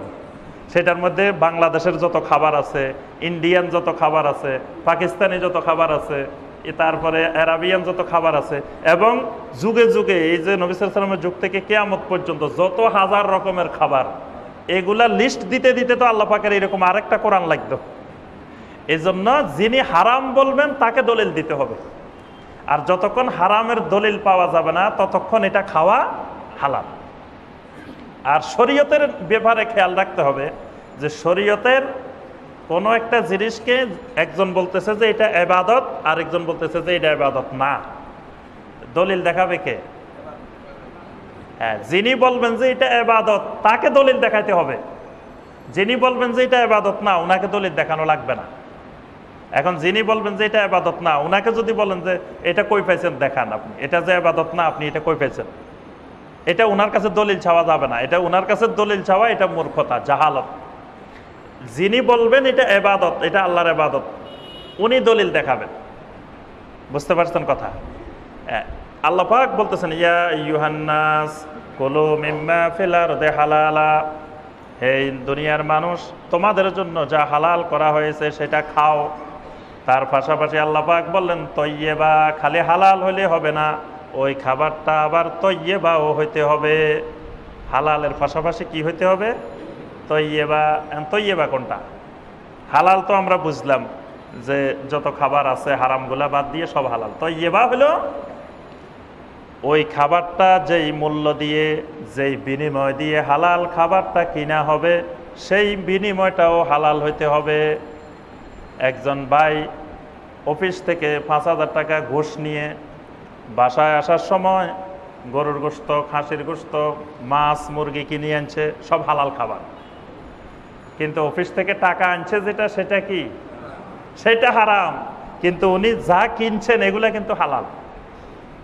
বাসায় এনে স্ত্রীকে দিছেন, স্ত্রী বিসমিল্লাহ বলে আল্লাহু আকবার বলে জবাই করছেন, আল্লাহু আকবার বলে মোরগ জবাই করছেন, আবার বিসমিল্লাহ বলে রান্না বান্না করছেন। খাওয়ার সময় বলতেছে এই দস্তরখান বিছাও, সুন্নতের আমল করি খাই, বিসমিল্লাহ বলে ডাইন হাত দিয়ে খাইতেছেন। খাওয়ার পরে আলহামদুলিল্লাহ বলতেছেন, আল্লাহর শুকরও আদায় করতেছেন, সব সুন্নত আদায় করছেন, সব হালাল খাবার খাইছেন। তাহলে ওনার এখানে কোনো ভেজাল আছে? কোনো ভেজাল তো নাই, সব হালাল খাবার। আবার সব সুন্নতের আমল করি খাইছে, জবাইও করছে বিসমিল্লাহ আল্লাহু আকবার বলে, হারামের কিছু নাই। কিন্তু আবার এখানে বিসমিল্লাহ বলে খাইছে, দস্তরখান বিছে খাইছে, ডাইন হাত দিয়ে খাইছে, সব আমল সুন্নতি আমল। কিন্তু টাকাটা আনছে কোথা থেকে? অফিস থেকে ঘুষ নিয়ে টাকাটা দিয়ে কিনে আনছে। ওইটার নাম তৈয়বা। এজন্য আল্লাহ পাক শুধু হালাল বলেন নাই, বলছেন হালালান তৈয়বা। এই খাবারটা হালালও হইতে হবে, আবার পবিত্র হইতে হবে। ওই মূল জায়গায় সুদের টাকা বা ঘুষের টাকা হওয়ার কারণে এই হালাল সব খাবারও হারাম হয়ে গেছে। এটা হালাল কিন্তু তৈয়বা হয় নাই, খাবিসা হয়ে গেছে। এটা তৈয়বা না হয়ে হালালান খাবিসা, মানে আপনার গরুর গোশত, খাসি, মুরগি যা আনছে সব হালাল, কিন্তু এটা তৈয়বা না, এটা খাবিসা। কারণ হলো এটা যে টাকা দিয়ে কিনছে ওই টাকাটা হালাল না। এবার বুঝতে পারছেন হালালান তৈয়বা। এই জন্য আল্লাহ পাক দেখেন, আল্লাহ পাকের কথার মধ্যে কত হিকমত। আল্লাহ পাক জানেন বান্দারা যে এই কৌশল অবলম্বন করবে। একদিন একজন আমাকে বলতেছে যে ভাই, যে ছেলেদের ইনকাম হালাল নাই, এজন্য আমি তাদের টাকা দিয়ে হজে যাচ্ছি না, আমি আমার নিজের টাকা দিয়ে হজে যাচ্ছি। তা আমি জিজ্ঞাসা করলাম, ভাই নিজের টাকা কই পাইছেন, কিভাবে পাইছেন? বলতেছেন যে আমি চাষাবাদ করি, আমার জমির যে ফসল, সেই ফসল দিয়ে ধান বিক্রি করে আমি হজে যাইতেছি। আলহামদুলিল্লাহ, ভালো, ধানও হালাল, জমিও হালাল, সবে হালাল। উনি হালাল টাকা দিয়ে যাচ্ছেন, ছেলেদের হারাম টাকা দিয়ে হজে যাচ্ছেন না। তা আমার পাশেই উনার বাগিনা বসা। তো বাগিনা উঠে বলতেছে, আচ্ছা মামা, আপনার জমি যে বলতেছেন জমির ধানের টাকা দিয়ে হালাল টাকা দিয়ে যাইতেছেন, তা আমার মা, খালা, তারা যে আপনার কাছে জমি পাইব, সেই জমি তো আপনি দেন নাই, তাহলে ওই জমির ধান, ওই জমির ফসল আপনার হালাল হইল কেমনে? আর দেখেন আমাদের দেশের হালালের নমুনা, যে উনি ছেলেদের হারাম ইনকাম, এই জন্য ওই টাকা দিয়ে হজে যাবেন না, হজে যাবেন হালাল টাকা দিয়ে। হালাল টাকা ওই জমির ধান, এন্ড সেই জমি যে হালাল না সেই খবর তার নাই। আল্লাহ পাক এর জন্য দুনিয়ার সকল মানুষকে বলছেন, ইয়া আইয়ুহান নাস কুলু মিম্মা ফিল আরদি হালালান তাইয়্যিবা, জমিনে যত হালাল এবং তাইয়্যিবা খাবার আছে সেগুলাই খাও। ওয়ালা তাত্তাবিউ খুতুওয়াতিশ শাইতান, তবে এর পাশাপাশি আরেকটা জিনিস খেয়াল রাখবে, শয়তানের কোনো খুতুয়া তোমরা অনুসরণ করবে না, শয়তানের খুতুয়া। তাহলে বোঝা যায় হালাল এবং তাইয়্যিবা খাবারের সাথে ওই শয়তানের খুতুয়ার সম্পর্ক আছে। এই জন্য আল্লাহ পাক একই আয়াতে একসাথে বলছেন, আগে বলছেন খাও, পরে বলছে খবরদার শয়তানের খুতুয়ার অনুসরণ করিও না। শয়তানের খুতুয়াটা কি? ওয়ালা তাত্তাবিউ খুতুওয়াতিশ শাইতান। আবার আল্লাহ পাক খুতুয়াকে এক বচনও ব্যবহার করেন নাই, ব্যবহার করছেন বহু বচন। তাহলে বোঝা যায় শয়তানের খুতুয়া একটা না, শয়তানের খুতুয়া অনেকগুলা আছে। শয়তানের খুতুয়াটা হলো ওই যখন আল্লাহর কোনো বান্দা ওই হালালের দিকে, হালালের অনুসন্ধানে বের হবে, হালালের অনুসন্ধানের বের হওয়ার পরে প্রত্যেক রাস্তার মোড়ে মোড়ে শয়তান একটা একটা খুতুয়া বসায় রাখবে। আপনি যেই রাস্তায় ইনকাম করতে যাবেন, আপনি বলতেছেন যে আমি চাকরি করবো, বাস হারাম ব্যবসা করবো না, আমি হালাল চাকরি করব। ওই হালাল চাকরি করার জন্য যাবেন, দেখবেন এই প্রতি মোড়ে মোড়ে শয়তানের ফতোয়া আছে। হালাল চাকরির মধ্যেই অসংখ্য হারাম নিহিত আছে। আপনি হালাল ব্যবসা করবেন, ওই হালাল ব্যবসার মধ্যে অসংখ্য শয়তানের ফতোয়া নিহিত আছে। হালাল ব্যবসা আপনার, কিন্তু হালাল ব্যবসার মধ্যে দেখবেন শত শত ফতোয়া, শয়তানের বিভিন্ন বড় বড় ফাঁদ বসানো আছে। আপনি ধরতেই পারবেন না এই শয়তানের পাখিটা কোনখান দিয়ে আপনার এখানে হারাম ঢুকাই দিচ্ছে। তারপরে আপনি যে কোনো উপায়ে উপার্জন করতে চান, আপনি যদি বলেন আমি শিক্ষকতা করতে যাব, সেখানেও দেখবেন যে অসংখ্য হারামের রাস্তা আছে। হারামের রাস্তা নাই এইরকম কোনো পেশা আল্লাহর জমিনে নাই। প্রত্যেক হালাল পেশার মধ্যে অসংখ্য হারাম লুকায়িত আছে। এই হারাম যেগুলো লুকায়িত আছে এগুলার নাম হলো খতওয়াতুশ শায়তান। এগুলা এক একটা শয়তানের খতওয়া। আল্লাহ পাক বলেন ওয়ালা তাত্তাবিউ খুতুওয়াতিশ শায়তান, খবরদার শয়তানের খতওয়ার অনুসরণ করিও না। ইন্নাহু লাকুম আদুউম মুবিন, কারণ শয়তান হলো তোমাদের প্রকাশ্য দুশমন, গোপন দুশমন না। শয়তান একবার ঘোষণা দেওয়া, ডিক্লেয়ার দেওয়া দুশমন। সুতরাং তার খতওয়া থেকে ওই হালাল রিজিকের মধ্যখানে হালাল রিজিক অন্বেষণ করতে গিয়ে ওই শয়তানের খতওয়া থেকে সাবধান থাকতে হবে। আল্লাহ পাক এখানে বলছেন ইয়া আইয়ুহান নাস, সকল মানুষকে। সূরা আল বাকারার 172 নম্বর আয়াতে আল্লাহ পাক শুধু মুমিনদেরকে লক্ষ্য করে বলছেন ইয়া আইয়ুহাল্লাযীনা আমানু কুলু মিন তাইয়্যিবাতি মা রাযাকনাকুম ওয়াশকুরু লিল্লাহি ইন কুনতুম ইয়্যাহু তা'বুদুন। ইয়া আইয়ুহাল্লাযীনা আমানু, হে ঈমানদারগণ, কুলু মিন তাইয়্যিবাতি মা রাযাকনাকুম, আমি তোমাদেরকে যে রিজিক দিয়েছি সেখান থেকে শুধু তয়্যিবাত পবিত্র রিজিকগুলা খাও। পবিত্র রিজিক খাও। তোমাদেরকে যে রিজিক দেওয়া হয়েছে সেই রিজিকের মধ্যে হালালও আছে, হারামও আছে। সেখান থেকে যেগুলো শুধু তয়্যিবাত পবিত্র, সেই রিজিক খাও। ওয়াশকুরু লিল্লাহি ইন কুনতুম ইয়্যাহু তা'বুদুন, আর ওই হালাল রিজিক খেয়ে আল্লাহর শুকর আদায় করো। ইন কুনতুম ইয়্যাহু তা'বুদুন, যদি তোমরা একমাত্র আল্লাহর ইবাদতই করো। তাহলে বোঝা যায় হালাল রিজিকের সাথে ইবাদতের সম্পর্ক আছে। আল্লাহ পাক এই জন্য এই আয়াতে প্রথম হালাল রিজিকের তয়্যিবাত রিজিকের কথা বলছেন, পরে বলছেন ওয়াশকুরু লিল্লাহি ইন কুনতুম ইয়্যাহু তা'বুদুন। যদি আল্লাহর ইবাদত করো, যদি শুধু আল্লাহর ইবাদত করো, তাওহীদের গোলামি করো, তাওহীদুল ইবাদতের ভিত্তিতে যদি আল্লাহর ইবাদত করো, তাহলে তোমাদেরকে অবশ্যই কুলু মিন তাইয়্যিবাত, হালাল রিজিক থেকে খেতে হবে। হালাল রিজিক খেয়ে আল্লাহর ইবাদত করতে হবে। আল্লাহ রাসূল সাল্লাল্লাহু আলাইহি ওয়াসাল্লাম অসংখ্য হাদিসে এই হালাল রিজিকের ব্যাপারে গুরুত্ব দিয়েছেন। তবে নবী সাল্লাল্লাহু আলাইহি ওয়াসাল্লাম উম্মতের এই আশঙ্কা ব্যক্ত করছেন যে এমন একটা সময় আসবে, ইয়াতি আলান নাস জামানুন লা ইউবালিল মারউ মা উখিযা মিনহু আমিনাল হালাল আমিনাল হারাম। নবী সাল্লাল্লাহু আলাইহি ওয়াসাল্লাম বলেন আমার উম্মতের এমন একটা সময় আসবে, এমন একটা যুগ আসবে, তখন যেই উপার্জন করবে সেটা হালাল থেকে আসতেছে না হারাম থেকে আসতেছে, এই পর্যালোচনা, এই বাছাই আর তাদের মধ্যে থাকবে না। নবী সাল্লাল্লাহু আলাইহি ওয়াসাল্লাম ভবিষ্যৎবাণী করেছেন যে আমার উম্মতের এমন একটা সময় আসবে যখন সে হালাল ইনকাম করতেছে না না হারাম ইনকাম করতেছে, তার এগুলা দরকার নাই। তার দরকার হলো তাকাসুর, সম্পদ বাড়াইতে হবে, সম্পদ বাড়ানোর প্রতিযোগিতা করতে হবে। আলহাকুমুত তাকাসুরু হাত্তা যুরতুমুল মাকাবির। আল্লাহ পাক বলেন এই তাকাসুরের প্রতিযোগিতা চলতে চলতে এটা এক জায়গায় গিয়ে স্টপ হয়ে যাবে, থামিয়ে যাবে।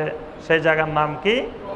মাকাবের, কবরস্থানে গিয়ে থেমে যাবে। কবরস্থানের আগ পর্যন্ত মানুষের মধ্যে তাকাসুরের প্রতিযোগিতা, কার থেকে কার সম্পদ বাড়বে, এই প্রতিযোগিতা আর কোনো কিছু থামাতে পারবে না। আল্লাহ রাসূল বলেন যে আমার উম্মতের মধ্যে এমন একটা সময় আসবে যখন শুধু সম্পদের প্রতিযোগিতা, হালাল না হারাম এইটা যাচাই বাছাই করার প্রয়োজনীয়তা অনুভব করবে না। হালাল উপার্জন না হলে আল্লাহ পাক কোনো ইবাদত কবুল করবেন না। আল্লাহ রাসূল সাল্লাল্লাহু আলাইহি ওয়াসাল্লাম স্পষ্ট করে ব্যাখ্যা করে দিয়েছেন, ইন্নাল্লাহা তাআলা তাইয়্যিবুন লা ইয়াকবালু ইল্লা তাইয়্যিবা। সহিহ মুসলিমের হাদিস, আবু হুরায়রা রাদিয়াল্লাহু তাআলা বর্ণনা করেছেন। আল্লাহ রাসূল সাল্লাল্লাহু আলাইহি ওয়াসাল্লাম বলেন, ইন্নাল্লাহা তাআলা তাইয়্যিবুন লা ইয়াকবালু ইল্লা তাইয়্যিবা। আল্লাহ রাব্বুল আলামিন পুত পবিত্র। আল্লাহ পাক কোনো হালাল রিজিক বক্ষণকারী ছাড়া কারো ইবাদত আল্লাহ পাক কবুল করেন না। আল্লাহ পাক হালাল রিজিক উপার্জনকারী ব্যতীত অন্য কারো ইবাদত আল্লাহ পাক কবুল করেন না। ওয়া ইন্নাল্লাহা আমারাল মুমিনিন বিমা আমারা বিহিল মুরসালিন। আল্লাহ রাব্বুল আলামিন যেই নির্দেশটি নবী রাসূলদেরকে দিয়েছেন, সে একই নির্দেশটি আল্লাহ রাব্বুল আলামিন মুমিনদেরকেও দিয়েছেন। অর্থাৎ এই হালাল রিজিকের মাধ্যমে ইবাদত করতে হবে, এই শর্ত থেকে আল্লাহ পাক নবী রাসূলদেরকেও বাদ দেন নাই। নবী রাসূলদেরকে লক্ষ্য করে আল্লাহ পাক বলছেন সূরা আল মুমিনুনের 51 নম্বর আয়াত, ইয়া আইয়ুহার রুসুল কুলু মিনাত তাইয়্যিবাতি ওয়া আমালু সালিহা। হে আমার রাসূলগণ, কুলু মিনাত তাইয়্যিবাত, হালাল খাও, ওয়া আমালু সালিহা, হালাল খাওয়ার পরে গিয়ে আমলে সালেহ করো।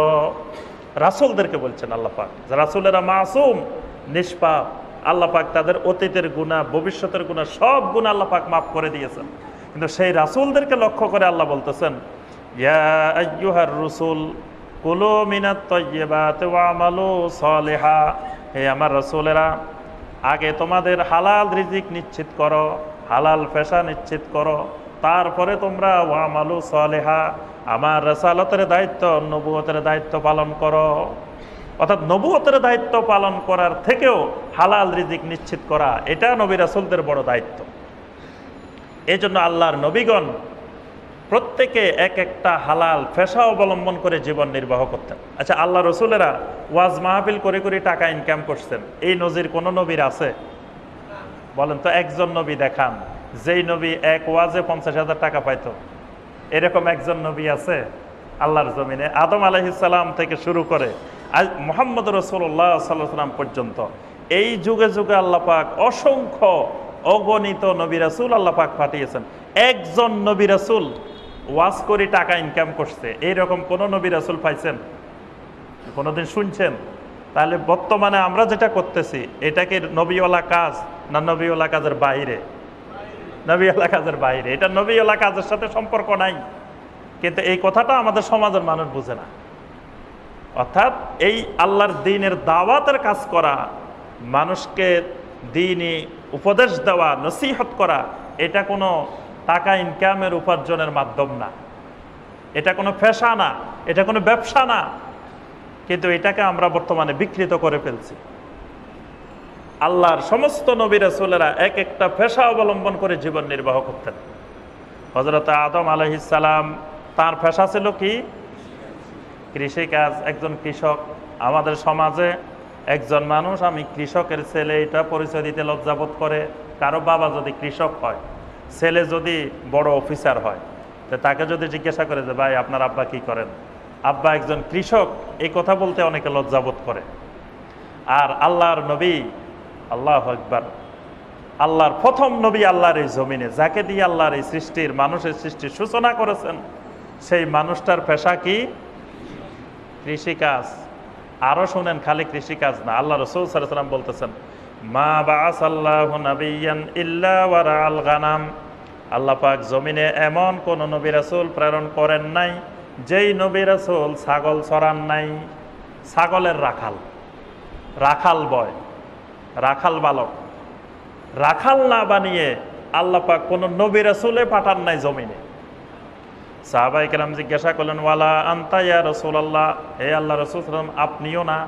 আপনিও কি ছাগল চড়াইছেন? আল্লাহ রাসূল সাল্লাল্লাহু আলাইহি ওয়াসাল্লাম বলেন, কুনতু আরআহা আলা কারারিতি লি আহলি মক্কা। আমি মক্কাবাসীদের অল্প কয়েক পয়সার বিনিময়ে ছাগল চড়াইতাম। আল্লাহু আকবার। আমিও রাখাল ছিলাম, আমিও মক্কাবাসীদের কত মানুষের ছাগল চড়াই আমি জীবন যাপন করছি, অল্প কারারিত, কয়েক কিরাতের বিনিময়ে। সুবহানাল্লাহ। তাহলে নবী রাসূলেরা খালি কৃষক না, রাখালও ছিলেন। আরো কিসের রাখাল? ছাগলের রাখাল। ছাগলের রাখাল কেন ছিলেন? এটার পিছনে আল্লাহ পাকের বিরাট হিকমত আছে। মানুষের সাথে ছাগলের মিল আছে, মানুষের সাথে ছাগলের অভ্যাসগত অনেক মিল আছে। এই জন্য আল্লাহ রাব্বুল আলামিন নবীদেরকে নবুয়ত দেওয়ার আগে আল্লাহ পাক নবীদেরকে দিয়ে ছাগল চড়াইতেন, ছাগল চড়ানোর কাজ করাইতেন।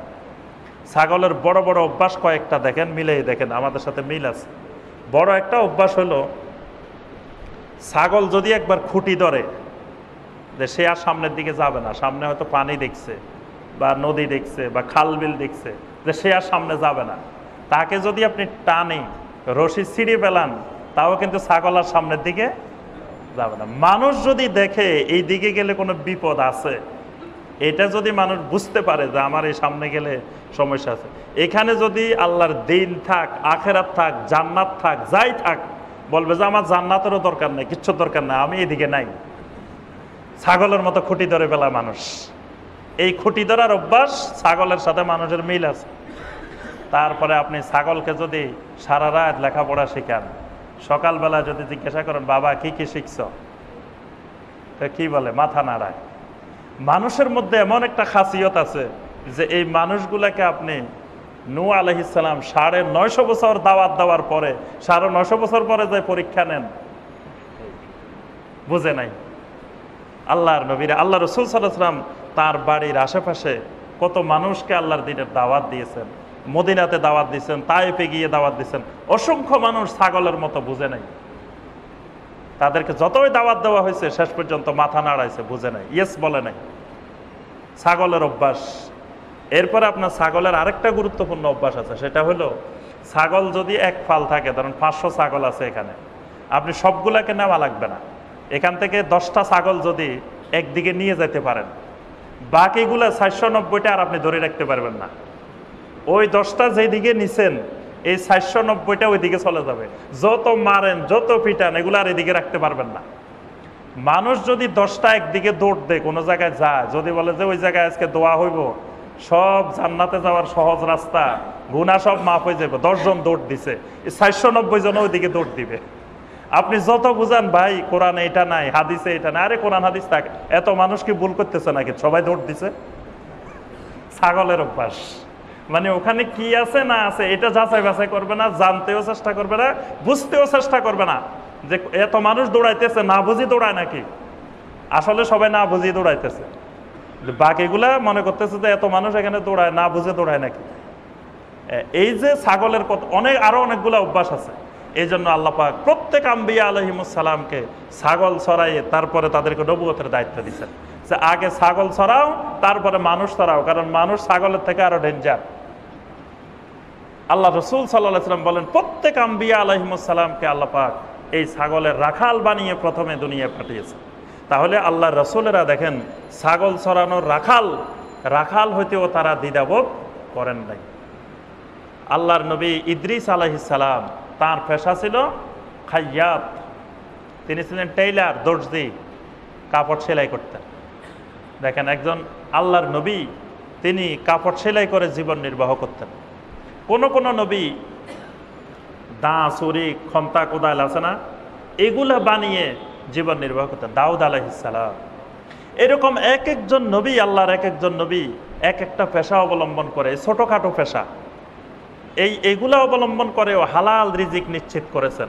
তবুও তারা দিন বিক্রি করে, তারপরে আপনার দিনের নতুন নতুন জিনিস তৈরি করে দিনের মধ্যে, সেগুলাকে তারা ইনকামের উপার্জনের মাধ্যম বানান নাই।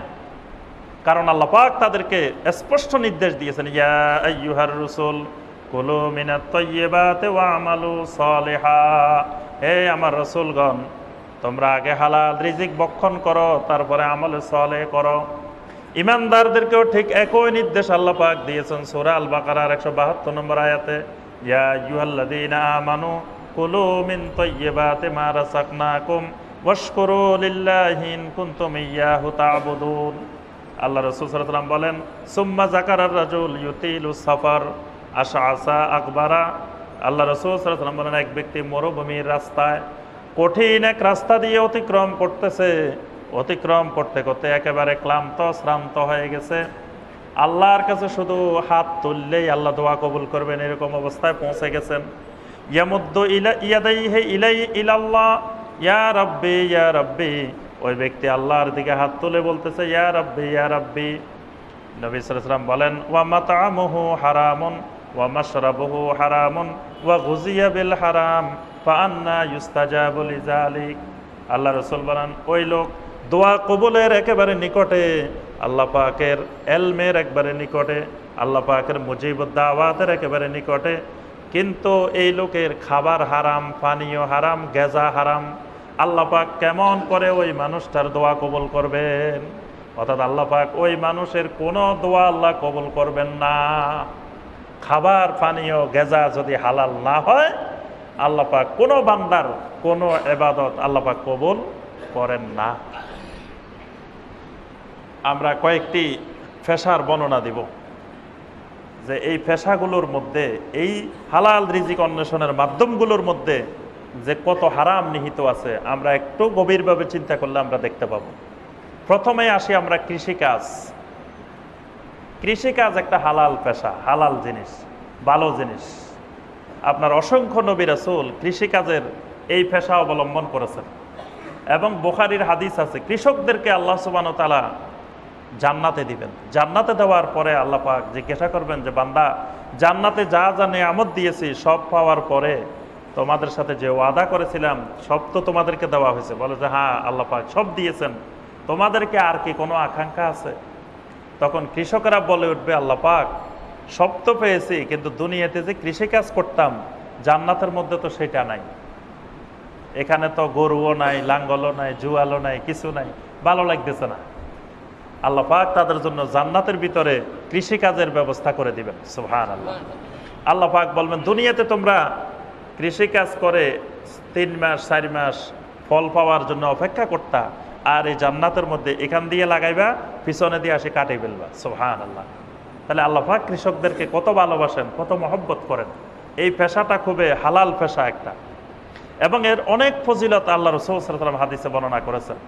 আল্লাহ রাসূল সাল্লাল্লাহু আলাইহি ওয়াসাল্লাম বলেন, মা ইয়াগরিসু গারসান, কোনো ব্যক্তি যদি একটা গাছের চারা লাগায়, আও ইয়াজরিউ জারান, কোনো ফসল, কোনো ক্ষেত খামার লাগায়, ফায়াকুলা মিনহু তায়রুন আও ইনসানুন আও বাহিমাতুন, ওই খাবার থেকে যত পশু পাখি খাবে, যত চতুষ্পদ জন্তু খাবে, যত মানুষ খাবে, এই সব খাবারগুলো ইল্লা কানা লাহু বিহি সাদাকা, আল্লাহ পাক সবগুলোকে তার জন্য সাদাকা হিসাবে অন্তর্ভুক্ত করে দিবেন। সুবহানাল্লাহ।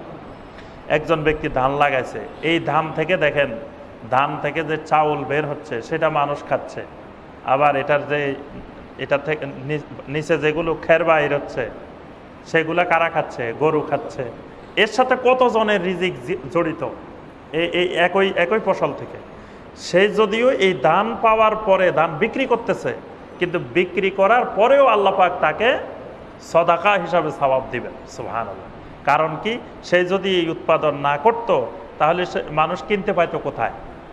আপনার টাকা আছে, কৃষক উৎপাদন করে নাই, তা আপনি পাবেন কই? তাহলে সে বিক্রি করলেও যেহেতু সে উৎপাদন করছে, এই জন্য আল্লাহ পাক তাকে ওই ফসলের বিনিময়ে পুরাটাই আল্লাহ পাক তাকে সদাকা বানিয়ে দিবেন। সুবহানাল্লাহ। তাহলে কৃষিকাজের কত ফজিলত। তারপরে আল্লাহ রাসূল আরেকটা হাদিসে বলছেন, কেউ যদি একটা গাছ লাগায়, এই গাছটা থেকে যা কিছু ফল ফসল হবে এইগুলো সব আল্লাহর জিকির করে, এগুলো তার আমলনামায় লিপিবদ্ধ হয়। আরো অসংখ্য ফজিলত। কিন্তু সেই কৃষিকাজের মধ্যে কিছু হারাম জিনিস আছে। যেই জিনিস খাওয়া হারাম, যেই জিনিস পান করা হারাম, যেই জিনিস ব্যবহার করা হারাম, সেই জিনিসের চাষাবাদও হারাম। আল্লাহ রাসূল সাল্লাল্লাহু আলাইহি ওয়াসাল্লাম স্পষ্ট করেছেন, মা আকলুহু হারামুন ওয়া শুরবুহু হারামুন ফাজারউহু হারামুন। নবী সাল্লাল্লাহু আলাইহি ওয়াসাল্লাম বলেন, যে জিনিস খাওয়া হারাম, যেই জিনিস পান করা হারাম, সেই জিনিসের চাষাবাদও হারাম। যেমন আফিমের চাষ, তারপরে আপনার এই ধূমপান করার জন্য, সিগারেট বানানোর জন্য তামাকের চাষ, তারপরে এই জাতীয় মানে হারাম কাজে ব্যবহার হয়, হারাম খাবার, হারাম পানীয়, হারাম ব্যবহার, এইরকম যত চাষাবাদ আছে, এই চাষাবাদগুলো হারাম। অর্থাৎ চাষাবাদ ইচ্ছা করলেই সব চাষাবাদ করা যাবে না। এরপরে আপনার চাষাবাদের পদ্ধতিতে আপনার বর্গা চাষের মধ্যে অসংখ্য হারাম পদ্ধতি আমাদের দেশে, এক এক অঞ্চলে এক এক রকমের হারাম পদ্ধতি নিহিত আছে। একজনকে আপনি বর্গা দিয়ে দিলেন যে তুমি বছর শেষে আমাকে এত মন দান দিবা, এর উপরে যা পাও সব তোমার, অথবা এর কমে পাইলেও একবারে না পাইলেও সেটা তোমার ব্যাপার, কিন্তু আমাকে বছর শেষে এত মন দাম দিয়ে দিতে হবে। এই চাষাবাদ, এই বর্গা চাষ, এটা কি হালাল না হারাম? হারাম। কারণ আপনি বর্গা দেওয়ার পরে তার লাভ লোকসানে আপনি অংশীদার হন নাই, তাকে ঝুঁকির মধ্যে আপনি ফেলে দিলেন। এই জন্য আপনার এই বর্গা চাষ, এই পদ্ধতি আপনার হালাল নয়। এইরকম ভুল পদ্ধতি। তারপরে জমি বন্ধকের পদ্ধতি, 1 বছরের জন্য আপনি টাকা নিয়ে নিলেন, টাকা নিয়ে একটা জমি বন্ধক দিলেন। 1 বছরের জন্য না, আপনি নির্দিষ্ট টাকা নিলেন, টাকা নিয়ে তাকে জমিটা দিলেন। যখন সে আপনার টাকা ফেরত দিবে তখন আপনি জমি ফেরত দিবেন। যতদিন টাকা ফেরত না দিবে এতদিন ওই জমিতে যা ফসল হবে সব ওই লোক খাবে। এটা সম্পূর্ণ হারাম পদ্ধতি, এটা সুদের পদ্ধতি, এটা সেম সুদ, এটা রেবা। কারণ আপনার মূল টাকা তো মূল টাকা আছেই, মূল টাকার অতিরিক্ত ওই জমির ফসল আপনি নিচ্ছেন, সেটা সুদ হিসাবে নিচ্ছেন। এই জন্য বন্ধক ইসলামে জায়েজ, কিন্তু বন্ধকের পদ্ধতি এটা নয়। বন্ধকের পদ্ধতি হলো আপনি একজন ভাইকে টাকা দিবেন, সেটা কর্জে হাসানা হিসাবে দিবেন, কিন্তু টাকাটা দেওয়ার পরে আপনি তার থেকে একটা সিকিউরিটি নিতে পারেন, যে টাকাটা যদি সে আদায় না করতে পারে এই সিকিউরিটি বাবদ আমি এই জমিটা নিলাম। নেওয়ার পরে আপনি এই জমির ফসল খাওয়ার অধিকারী আপনি না, এই জমির মালিকের সাথে আপনার সাথে একটা চুক্তি হইতে হবে। যে চুক্তি হইতে হবে এরকম যে আমি এই জমিতে চাষাবাদ করব, এই চাষাবাদ থেকে যে ফসল পাওয়া যাবে তার এত% আপনার, এত% আমার। এই ভিত্তিতে চাষাবাদ করে আপনি খাইতে পারেন, তখন এটা হালাল। কিন্তু যখন আপনি পুরাটাই খাইবেন, ওই মূল টাকা তাকে দিয়ে দিচ্ছেন, আর যখন টাকা ফেরত দিবেন তখন আপনি জমি ফেরত দিবেন, এটা সম্পূর্ণ হারাম পদ্ধতি। এই পদ্ধতিতে আমাদের দেশে অসংখ্য মানুষ কিন্তু চাষাবাদ করতেছে। এই পদ্ধতি ইসলামে হালাল পদ্ধতি নয়। এই পদ্ধতির মাধ্যমে যিনি বন্ধক দিচ্ছেন, যিনি বন্ধক নিচ্ছেন, দুইজনেই হারাম পদ্ধতিতে এই কৃষিকাজ করতেছে। তারপরে কৃষিকাজের ব্যাপারে আরেকটি গুরুত্বপূর্ণ বিষয় হলো, আপনার যার যার প্রাপ্য সম্পদ তাকে না দিয়ে কারো সম্পদ নিজের দখলে রেখে, একটু আগে যেটা বললাম যে বোনের সম্পদ, মায়ের সম্পদ, বাবার সম্পদ, ভাইয়ের সম্পদ, এরকম আল্লাহর বিধান অনুযায়ী বন্টনকৃত যার যার সম্পদ তাকে না দিয়ে যদি 1 গন্ডা, 1 কড়া, 1 তিল পরিমাণ আপনার মধ্যে থেকে যায়, তা আপনার ফসলের যত হালাল ফসল উৎপাদন করেন কিন্তু সব ফসল আপনার জন্য হারাম। এবং শুধু হারাম নয়, আপনার স্থায়ীভাবে জাহান্নামে যাওয়ার বড় একটা মাধ্যম। আল্লাহ পাক কোরআনে কারিমে সূরা আন-নিসার 11 নম্বর আয়াত, 12 নম্বর আয়াত, এই দুটি আয়াতে আল্লাহ পাক সম্পদের বন্টন করছেন। ইউসিকুমুল্লাহু ফি আওলাদিকুম লিয-যাকারি মিসলু হাজ্জিল উনসায়াইন। আল্লাহ পাক এখান থেকে একেবারে পুঙ্খানুপুঙ্খরূপে বন্টন করছেন কে কতটুকু সম্পদ পাবে। শরীয়তের অন্য সকল বিধান আল্লাহ পাক নিজে ব্যাখ্যা করেন নাই। আল্লাহ পাক সংক্ষেপে বলছেন, রাসূলকে দায়িত্ব দিয়েছেন ব্যাখ্যা করার জন্য। আল্লাহ পাক কোরআনে কারিমে শুধু বলছেন কি, ওয়া আকিমুস সালাহ, সালাত কায়েম করো। কেমনে সালাত কায়েম করবেন এই কথা আল্লাহ ব্যাখ্যা করছেন? ব্যাখ্যা না করে দায়িত্ব দিয়েছেন কাকে? আল্লাহ রাসূলকে। রাসূল দেখাই দিয়েছেন আমাদেরকে যে এইভাবে দাঁড়াও, এইভাবে রুকু করো, এইভাবে সাজদা করো, এইভাবে বৈঠক করো, এগুলো রাসূল দেখাইছেন। কিন্তু এই সম্পত্তি বন্টনের বিষয়টা আল্লাহ রাব্বুল আলামিন রাসূলকে দেন নাই। যা আল্লাহ সংক্ষেপে বলে দিচ্ছেন, রাসূল ব্যাখ্যা করে দিবেন, এটা স্বয়ং আল্লাহ পাক রাসূলকেও এই দায়িত্ব দেন নাই। আল্লাহ রাব্বুল আলামিন নিজে বন্টন করছেন কোরআনে কারিমে। কারণ কি? জমিনের মালিক আল্লাহ, জমিনের মালিক রাসূল না। এই জমিনের মালিক আল্লাহ রাব্বুল আলামিন। আল্লাহর জমিনের মালিকের বন্টনের দায়িত্ব স্বয়ং আল্লাহ পাক নিজে নিয়েছেন। এজন্য এটা রাসূলকেও দেন নাই, আল্লাহ পাক বন্টন করেছেন নির্ধারিত করে। এই বন্টন থেকে যদি চুল পরিমাণ, সামান্য পরিমাণ কেউ যদি এদিক সেদিক করে, আল্লাহ পাক 14 নম্বর আয়াতে স্পষ্ট করে বলে দিয়েছেন, ওয়ামাই ইয়াসিল্লাহা ওয়া রাসূলাহু ওয়া ইয়াতাআদ্দা হুদুদাহু ইউদখিলহু নারান খালিদান ফিহা। আল্লাহ পাক বলেন এই 11 নম্বর আয়াতে, 12 নম্বর আয়াতে, আমি আল্লাহ স্বয়ং নিজে যেই জমির বন্টন পদ্ধতি, ওয়ারিসের বন্টন পদ্ধতি দিয়ে দিলাম। একজন মানুষ মারা যাওয়ার পরে স্ত্রী কতটুকু পাবে আল্লাহ পাক বলে দিচ্ছেন। ছেলেরা কতটুকু পাবে, মেয়ে কতটুকু পাবে, স্বামী কতটুকু পাবে, বোন কতটুকু পাবে, ভাই কতটুকু পাবে, সব আল্লাহ পাক বিস্তারিত পুঙ্খানুপুঙ্খ রূপে আল্লাহ পাক বলে দিয়েছেন। আল্লাহ পাক বলেন ওয়া ইয়াসিল্লাহু ওয়া রাসূলাহু, এই বিধান জানার পরেও যে ব্যক্তি আল্লাহ এবং তার রাসূলের নাফরমানি করবে, ওয়া ইয়াতাআদ্দা হুদুদাহু, আল্লাহর দেওয়া এই হুদুদকে সীমা লঙ্ঘন করবে, আল্লাহর দেওয়া এই বন্টন পদ্ধতি সে মেনে নিবে না, তার শাস্তি কি হবে? ইউদখিলহু নারান খালিদান ফিহা, সে এমনভাবে জাহান্নামে প্রবেশ করবে, জাহান্নাম থেকে আর কোনোদিন বের হবে না। মুমিনদের ব্যাপারে আল্লাহ পাক কোরআনে কারিমে যত জায়গায় জাহান্নামের কথা বলছেন, খালিদিনা ফিহা বলেন নাই। মুমিনের ব্যাপারে কোরআনে যত জায়গায় জাহান্নামের কথা আসছে, স্থায়ী জাহান্নামের কথা আসে নাই। আল্লাহ পাক বলছেন তারা জাহান্নামে যাবে, কিন্তু জাহান্নামে গেলেও এক সময় তারা শাস্তি ভোগ করার পরে বের হয়ে আসবে। কিন্তু কয়েকটা জায়গায় আল্লাহ পাক খালিদান ফিহা ব্যবহার করছেন। একটা হলো কোন মুমিনকে যদি অন্যায়ভাবে হত্যা করে, আল্লাহ পাক বলেন ওয়া মান ইয়াকতুল মুমিনান মুতাআম্মিদান ফাজাযাউহু জাহান্নামু খালিদান ফিহা, কোন মুমিনকে যদি অন্যায়ভাবে কেউ হত্যা করে, এই হত্যার শাস্তি হলো স্থায়ীভাবে সে জাহান্নামে যাবে। আরেকটা এই স্থায়ী জাহান্নামের কথা বলছেন আল্লাহ পাক এখানে। আল্লাহ পাক বলছেন এই সম্পত্তি বন্টনের ক্ষেত্রে যদি হেরফের করে, ডাইনে বামে করে, বোনকে কিছু কম দিল বা ভাইকে কিছু কম দিল বা আরেকজন স্ত্রীকে কিছু কম দিল, আরেকজনকে কিছু কম দিল, এই কম ঠকানো, ঠিক মতো কম বেশি করা, কাউকে বেশি দেওয়া কাউকে কম দেওয়া, এই সমস্যা যদি করে, আল্লাহ পাক বলছেন ইউদখিলহু নারান খালিদান ফিহা, সে স্থায়ীভাবে জাহান্নামে যাবে। কারণ হলো সে আল্লাহর উপরে তার যে ঈমান, সেই ঈমান সে হারিয়ে ফেলছে। কারণ আল্লাহর উপরে তার যদি ঈমানে থাকতো, তাহলে আল্লাহর দেওয়া জমিনের বন্টন পদ্ধতি, জমিনের মালিক সে নিজে না, জমির মালিক আল্লাহ সুবহানাহু ওয়া তাআলা, আল্লাহর জমিনের বন্টন পদ্ধতিতে সেই সমস্যা করার কথা ছিল না। তাহলে এই জমির বন্টন পদ্ধতি যদি ঠিক মতো না হয়, তাহলে এই জমিতে আপনি যত চাষাবাদ করেন, যত কিছু করেন, এগুলো হালাল না হারাম? হারাম।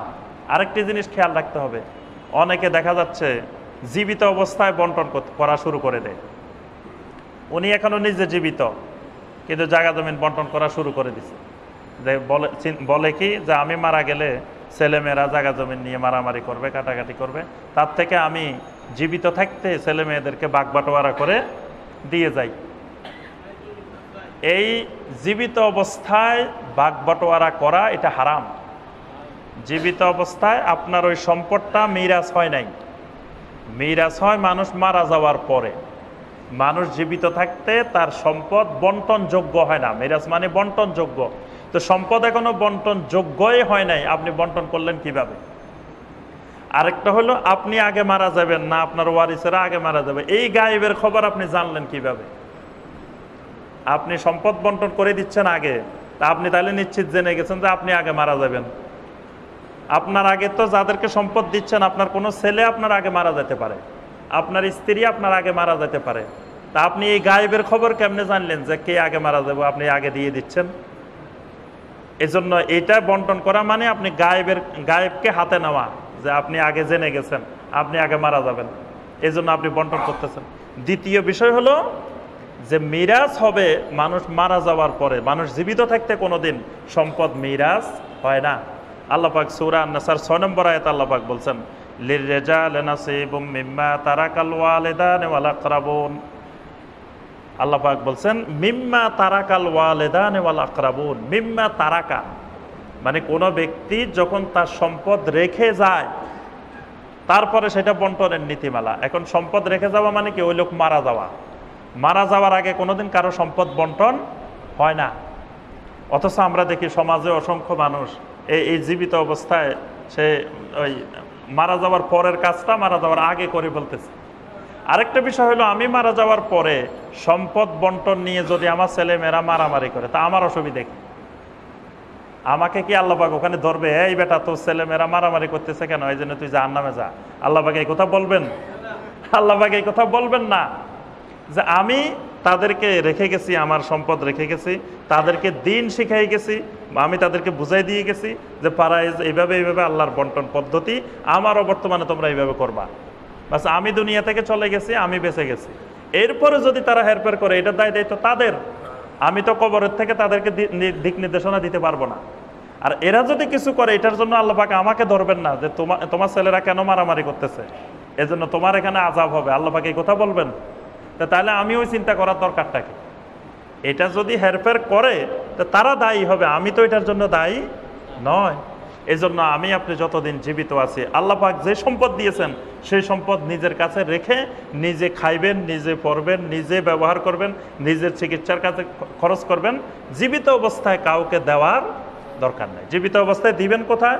জীবিত অবস্থায় ওয়াকফ করে যাবেন, কিছু সম্পদ আল্লাহর দ্বীনের জন্য রেখে যাবেন, যে আপনি মারা যাওয়ার পরেও যেন সেই সম্পদ থেকে সদাকায়ে জারিয়ার সওয়াব যেতে থাকে, সেটা আপনি জীবিত অবস্থায় দিয়ে যাবেন। আর যদি কোনো ক্ষেত্রে ওসিয়ত করার দরকার হয়, যেমন কোনো নাতি নাতিন আছে যাদের বাবা আপনার আগে মারা গেছে, আপনার ছেলেটা আপনার আগে মারা গেছে, আপনি মারা গেলে ওই নাতি নাতিনগুলো কিন্তু কোনো সম্পদ পাবে না, তাদেরকে আপনি জীবিত অবস্থায় ওসিয়ত করে যাবেন, তাদেরকে একটা সম্পদ দিয়ে দিবেন যাতে তারা মাহরুম না হয়। এ আল্লাহ পাকের জন্য ওসিয়তের বিধান রেখেছে।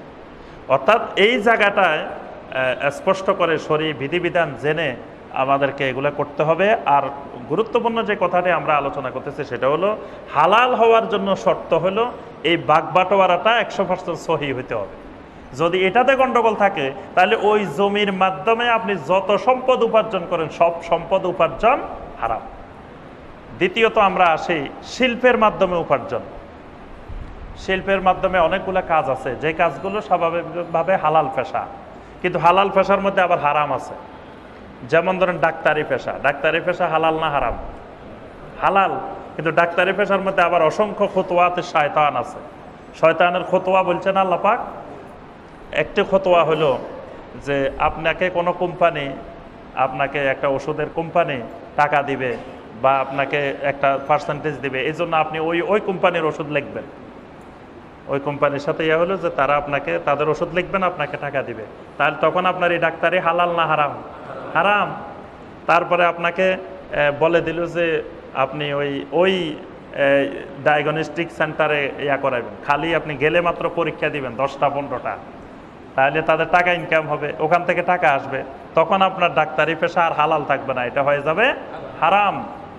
তারপরে আপনার কিছু পেশা আছে যেমন দাঁতের ডাক্তারদের দাঁত সরু করা, দাঁত চিকন করা, দাঁতের ডিজাইন করা, যেগুলো আল্লাহ পাক হারাম করেছেন। আল্লাহ রাসূল সাল্লাল্লাহু আলাইহি ওয়াসাল্লাম বলেছেন লাআন আল্লাহুল ওয়াসিলা ওয়াল মুস্তাওসিলা ওয়াল ওয়াশিমাত ওয়াল মুস্তাওশিমাত ওয়াল মুতাফাল্লিজাত লিল হুসনে আল মুগায়্যিরাত লিখালকিল্লাহ।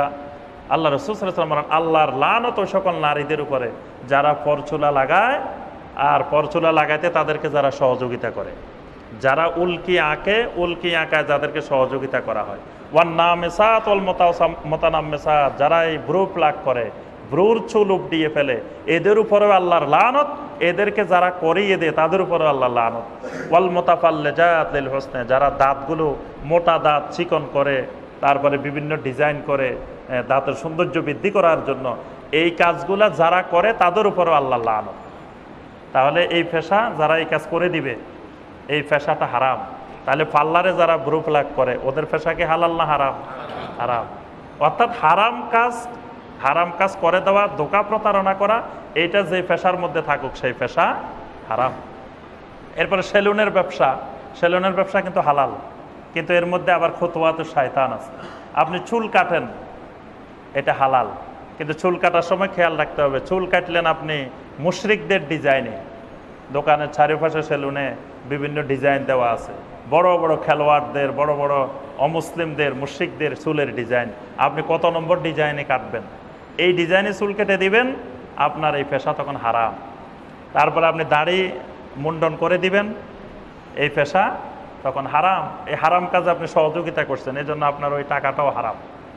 এইভাবে এই পেশাগুলোর মধ্যে হালাল এবং হারাম, অসংখ্য হারাম নিহিত আছে, খুতওয়াতে শয়তান আছে।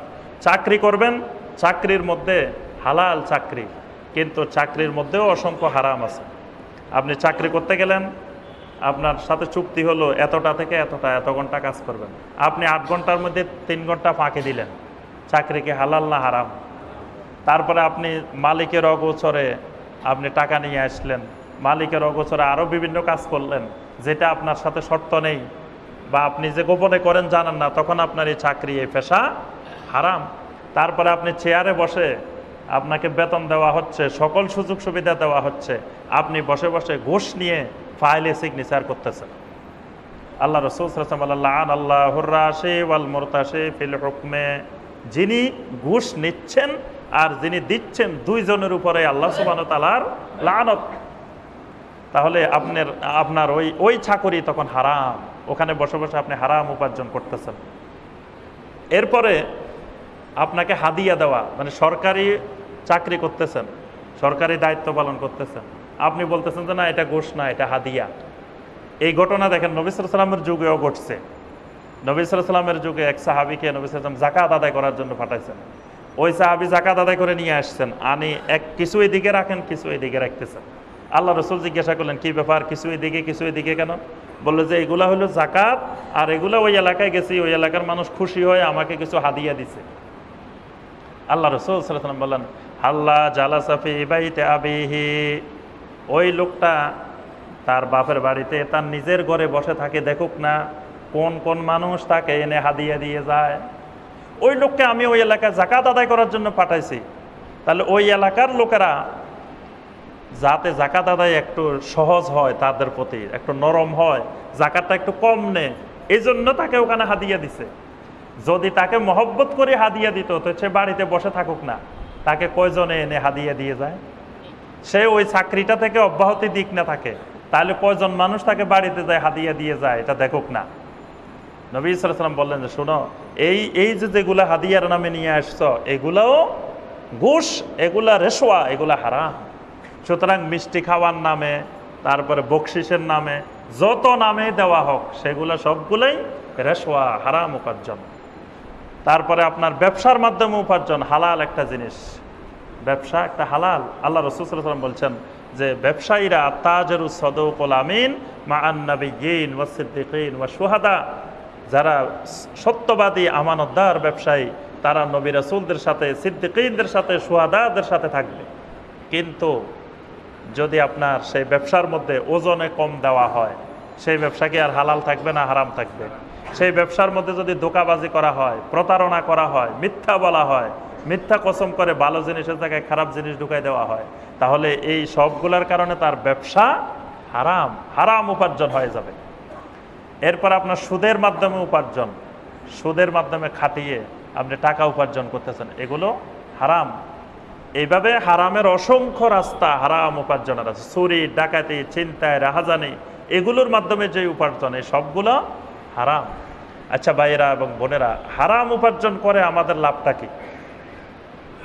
যাদের জন্য হারাম উপার্জন, তারা কি আপনার এই দায় দায়িত্ব নিবে? যাদের জন্য হারাম উপার্জন, স্ত্রীর জন্য, ছেলে মেয়েদের জন্য, তারা কি আমার আপনার এই দায় দায়িত্ব নিবে?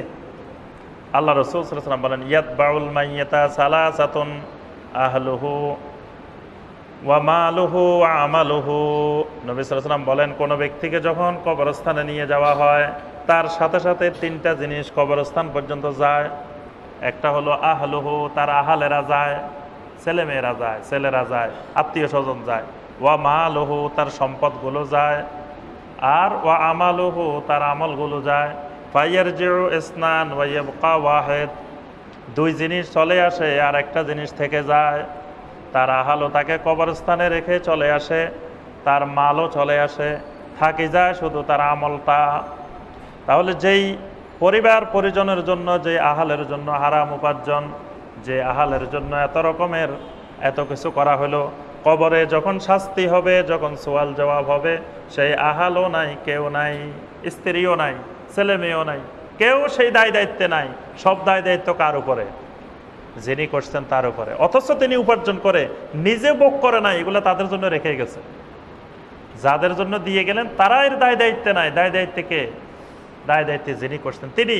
তাহলে আমরা রাসূলুল্লাহ সাল্লাল্লাহু আলাইহি ওয়াসাল্লামের মহব্বতে, নবী সাল্লাল্লাহু আলাইহি ওয়াসাল্লামের মহব্বত যদি আমাদের অন্তরে থাকে, তাহলে হারাম উপার্জন একজন মুমিন করতে পারেন না। আল্লাহ রাসূল সাল্লাল্লাহু আলাইহি ওয়াসাল্লাম এই শিক্ষা আমাদেরকে দেন নাই যে হারাম উপার্জন করে দুনিয়াতে জীবনযাপন করতে হবে। উপার্জন করতে হবে হালাল পদ্ধতিতে।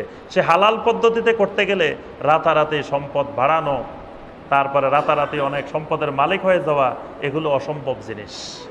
অর্থাৎ হালাল পদ্ধতিতে উপার্জন করে দুনিয়াতে জীবনযাপন করা, সেটা যত কষ্টকরই হোক, এটাই একজন মুমিনের বৈশিষ্ট্য, এটাই একজন উম্মতে মুহাম্মদী সাল্লাল্লাহু আলাইহি সাল্লামের বৈশিষ্ট্য। এর বাইরে কোনো হারাম পদ্ধতির দিকে আমাদেরকে যাওয়া যাবে না। যে আজানের পরে ইনশাল্লাহ আমরা আরেকটু কথা বলে শেষ করবো ইনশাল্লাহ। আলহামদুলিল্লাহ, আমরা আর সামান্য আলোচনা করব, দুইটা বিষয় আলোচনা করব। একটা হলো যে আমাদের এক্ষেত্রে মা বোনদের ভূমিকা কি হালাল উপার্জনের ব্যাপারে, আমাদের মা বোনদের ভূমিকা। আরেকটি বিষয় হলো হারাম উপার্জন হয়ে গেছে, এখন আমাদের করণীয় কি। এই দুইটা বিষয়ে আমরা একটু কথা বলে ইনশাল্লাহ শেষ করব। প্রথম বিষয় হলো আমাদের মা বোনেরা এক্ষেত্রে বিশাল ভূমিকা রাখতে পারেন হালাল উপার্জনের ব্যাপারে। কারণ যারা হারাম উপার্জন করেন তারা কিন্তু স্ত্রীর কারণে, বেশিরভাগ ক্ষেত্রে স্ত্রীর কারণে হারাম উপার্জন করে থাকেন। কারণ স্ত্রী যদি বিলাসী হয়, যে স্ত্রীর অনেক চাহিদা, অনেক কিছু লাগবে, তো তখন ওই ব্যক্তি যখন সেগুলো ইনকাম করতে পারে না, তখনই কিন্তু সে হারাম উপার্জনের দিকে হাত বাড়ায়। এক্ষেত্রে যদি স্ত্রী যদি শক্ত থাকেন, তিনি চেষ্টা করলে, তিনি ইচ্ছা করলে তার স্বামীকে, ছেলে মেয়েদেরকে তিনি হারাম উপার্জন থেকে বিরত রাখতে পারেন। কোরআনে কারিমে একটি সূরা আছে, সূরা আল-লাহাব। সেই সূরা আল-লাহাবে আল্লাহ পাক আবু লাহাবের স্ত্রীর প্রতি লানত করেছেন। কারণ ছিল এই মহিলাটার কারণে আবু লাহাব বড় বড় আল্লাহর নাফরমানি করতে বাধ্য হয়েছিল। আবু লাহাব আল্লাহর ঘরের সম্পদ চুরি করত। এই লোক বাইতুল্লাহর মোতাওয়াল্লি ছিল, বাইতুল্লাহ দেখাশোনা করতো এই আবু লাহাব।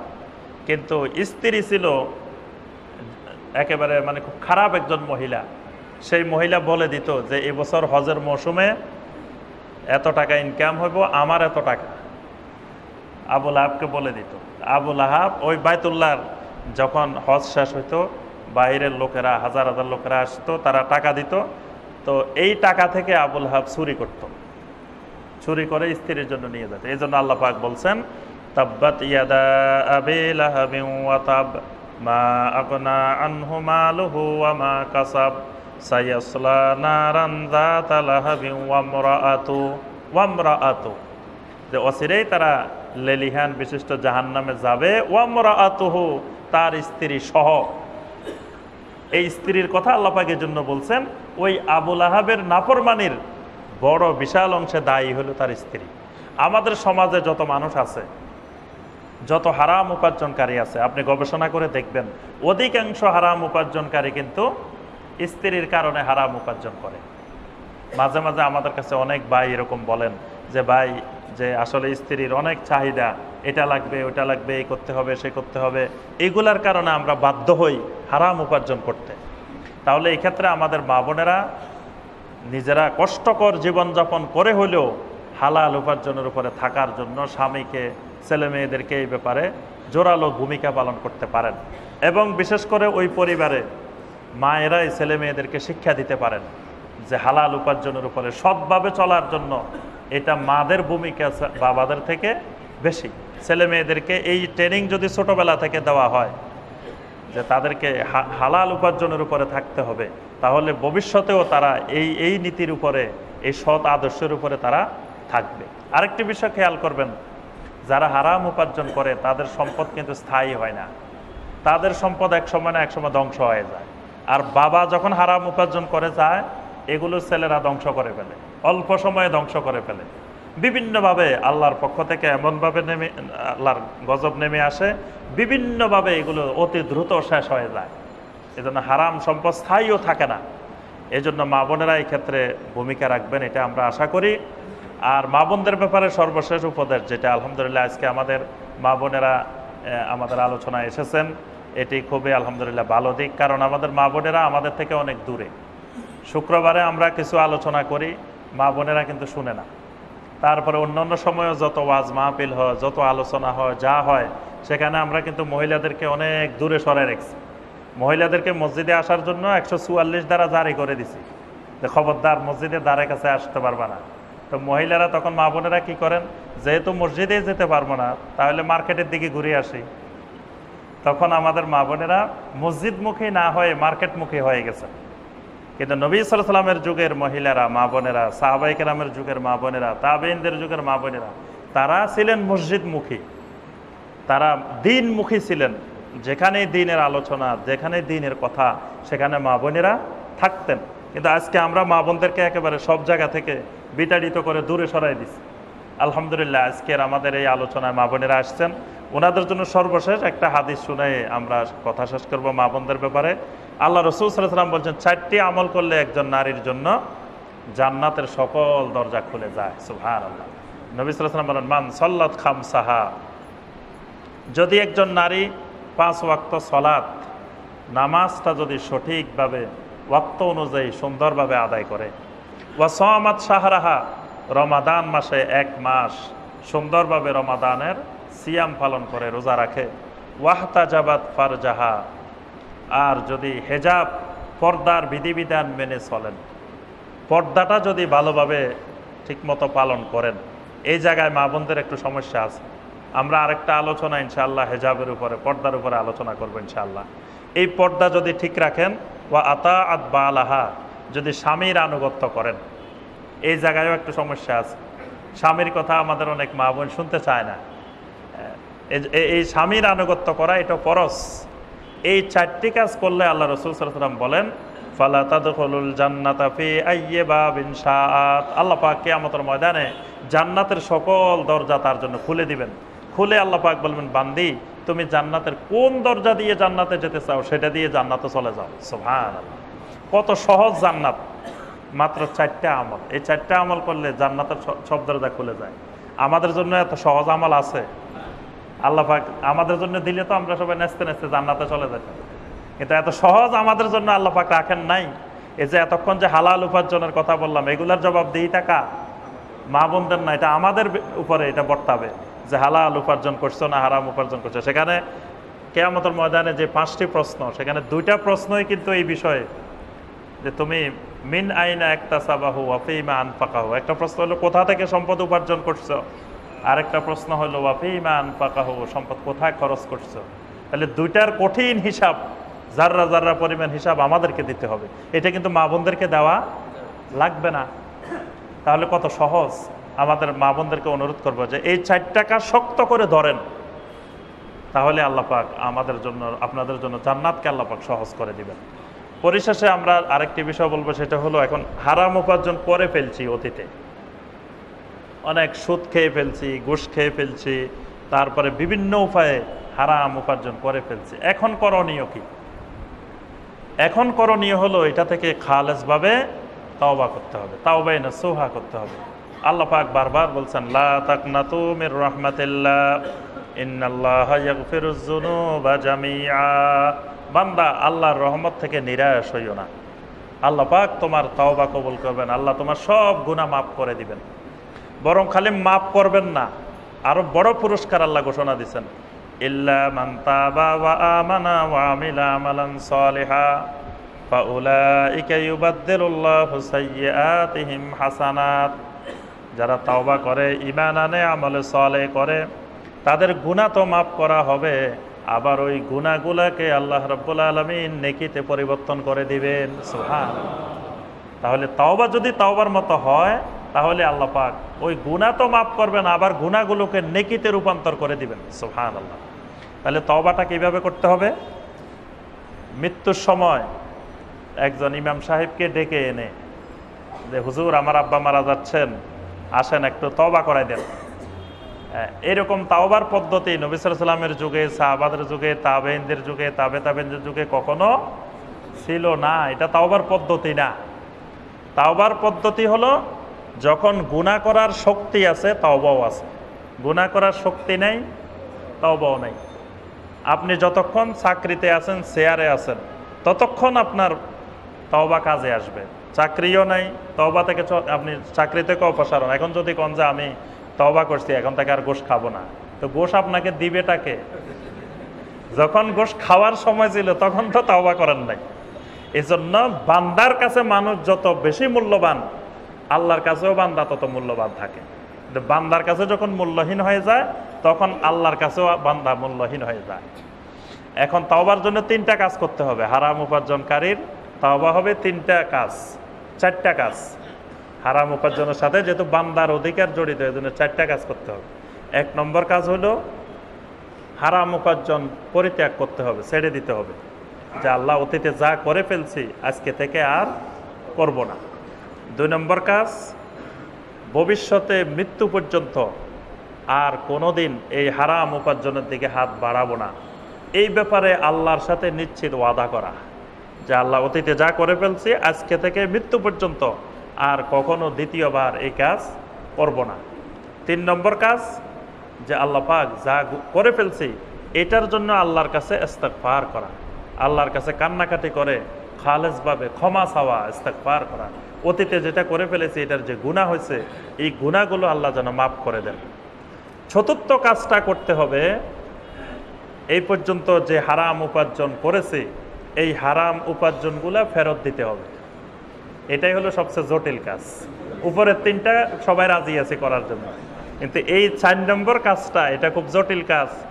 এটা এই পর্যন্ত যত সুদ খেয়েছি, যত ঘুষ খেয়েছি, যত রকমের হারাম অবৈধ উপার্জন করেছি এই সব টাকা ফেরত দিতে হবে। ফেরত না দিলে তওবা হবে না। কেউ কেউ মনে করে সম্পদ উপার্জন করছি, বাস এখন অনেক টাকা হয়েছে, বাড়ি গাড়ি হয়েছে, এখন প্রতি বছর হজে চলে যাই। মানুষের টাকা মারি প্রতি বছর হজে, তাহলে কি আল্লাহ এই গুনাহ মাফ করবেন? 100 বার হজ করলেও আল্লাহ মাফ করবেন না। আল্লাহর ঘরের গিলাপ ধরে কান্নাকাটি করলেও আল্লাহ পাক মাফ করবেন না। আল্লাহর ঘরের দরজা ধরে যদি কান্নাকাটি করেন, হাজরে আসওয়াদ ধরে কান্নাকাটি করেন, তাও আল্লাহ সুবহানাহু ওয়া তাআলা বান্দার হকের গুনাহ আল্লাহ পাক মাফ করবেন না। বান্দার হকের জন্য বান্দার কাছে ফেরত দিতে হবে। তাহলে যত সুদ, যত ঘুষ, যত হারাম উপার্জন সব ফেরত দিতে হবে। এগুলোর জন্য আপনার হজেও যাওয়া দরকার নাই, ওমরায়ও যাওয়া দরকার নাই, মসজিদে লাখ লাখ টাকা দান করলেন হারাম উপার্জন, সেটাও দরকার নেই। আপনি হারাম উপার্জন দান করলে ইমানে চলে যায়।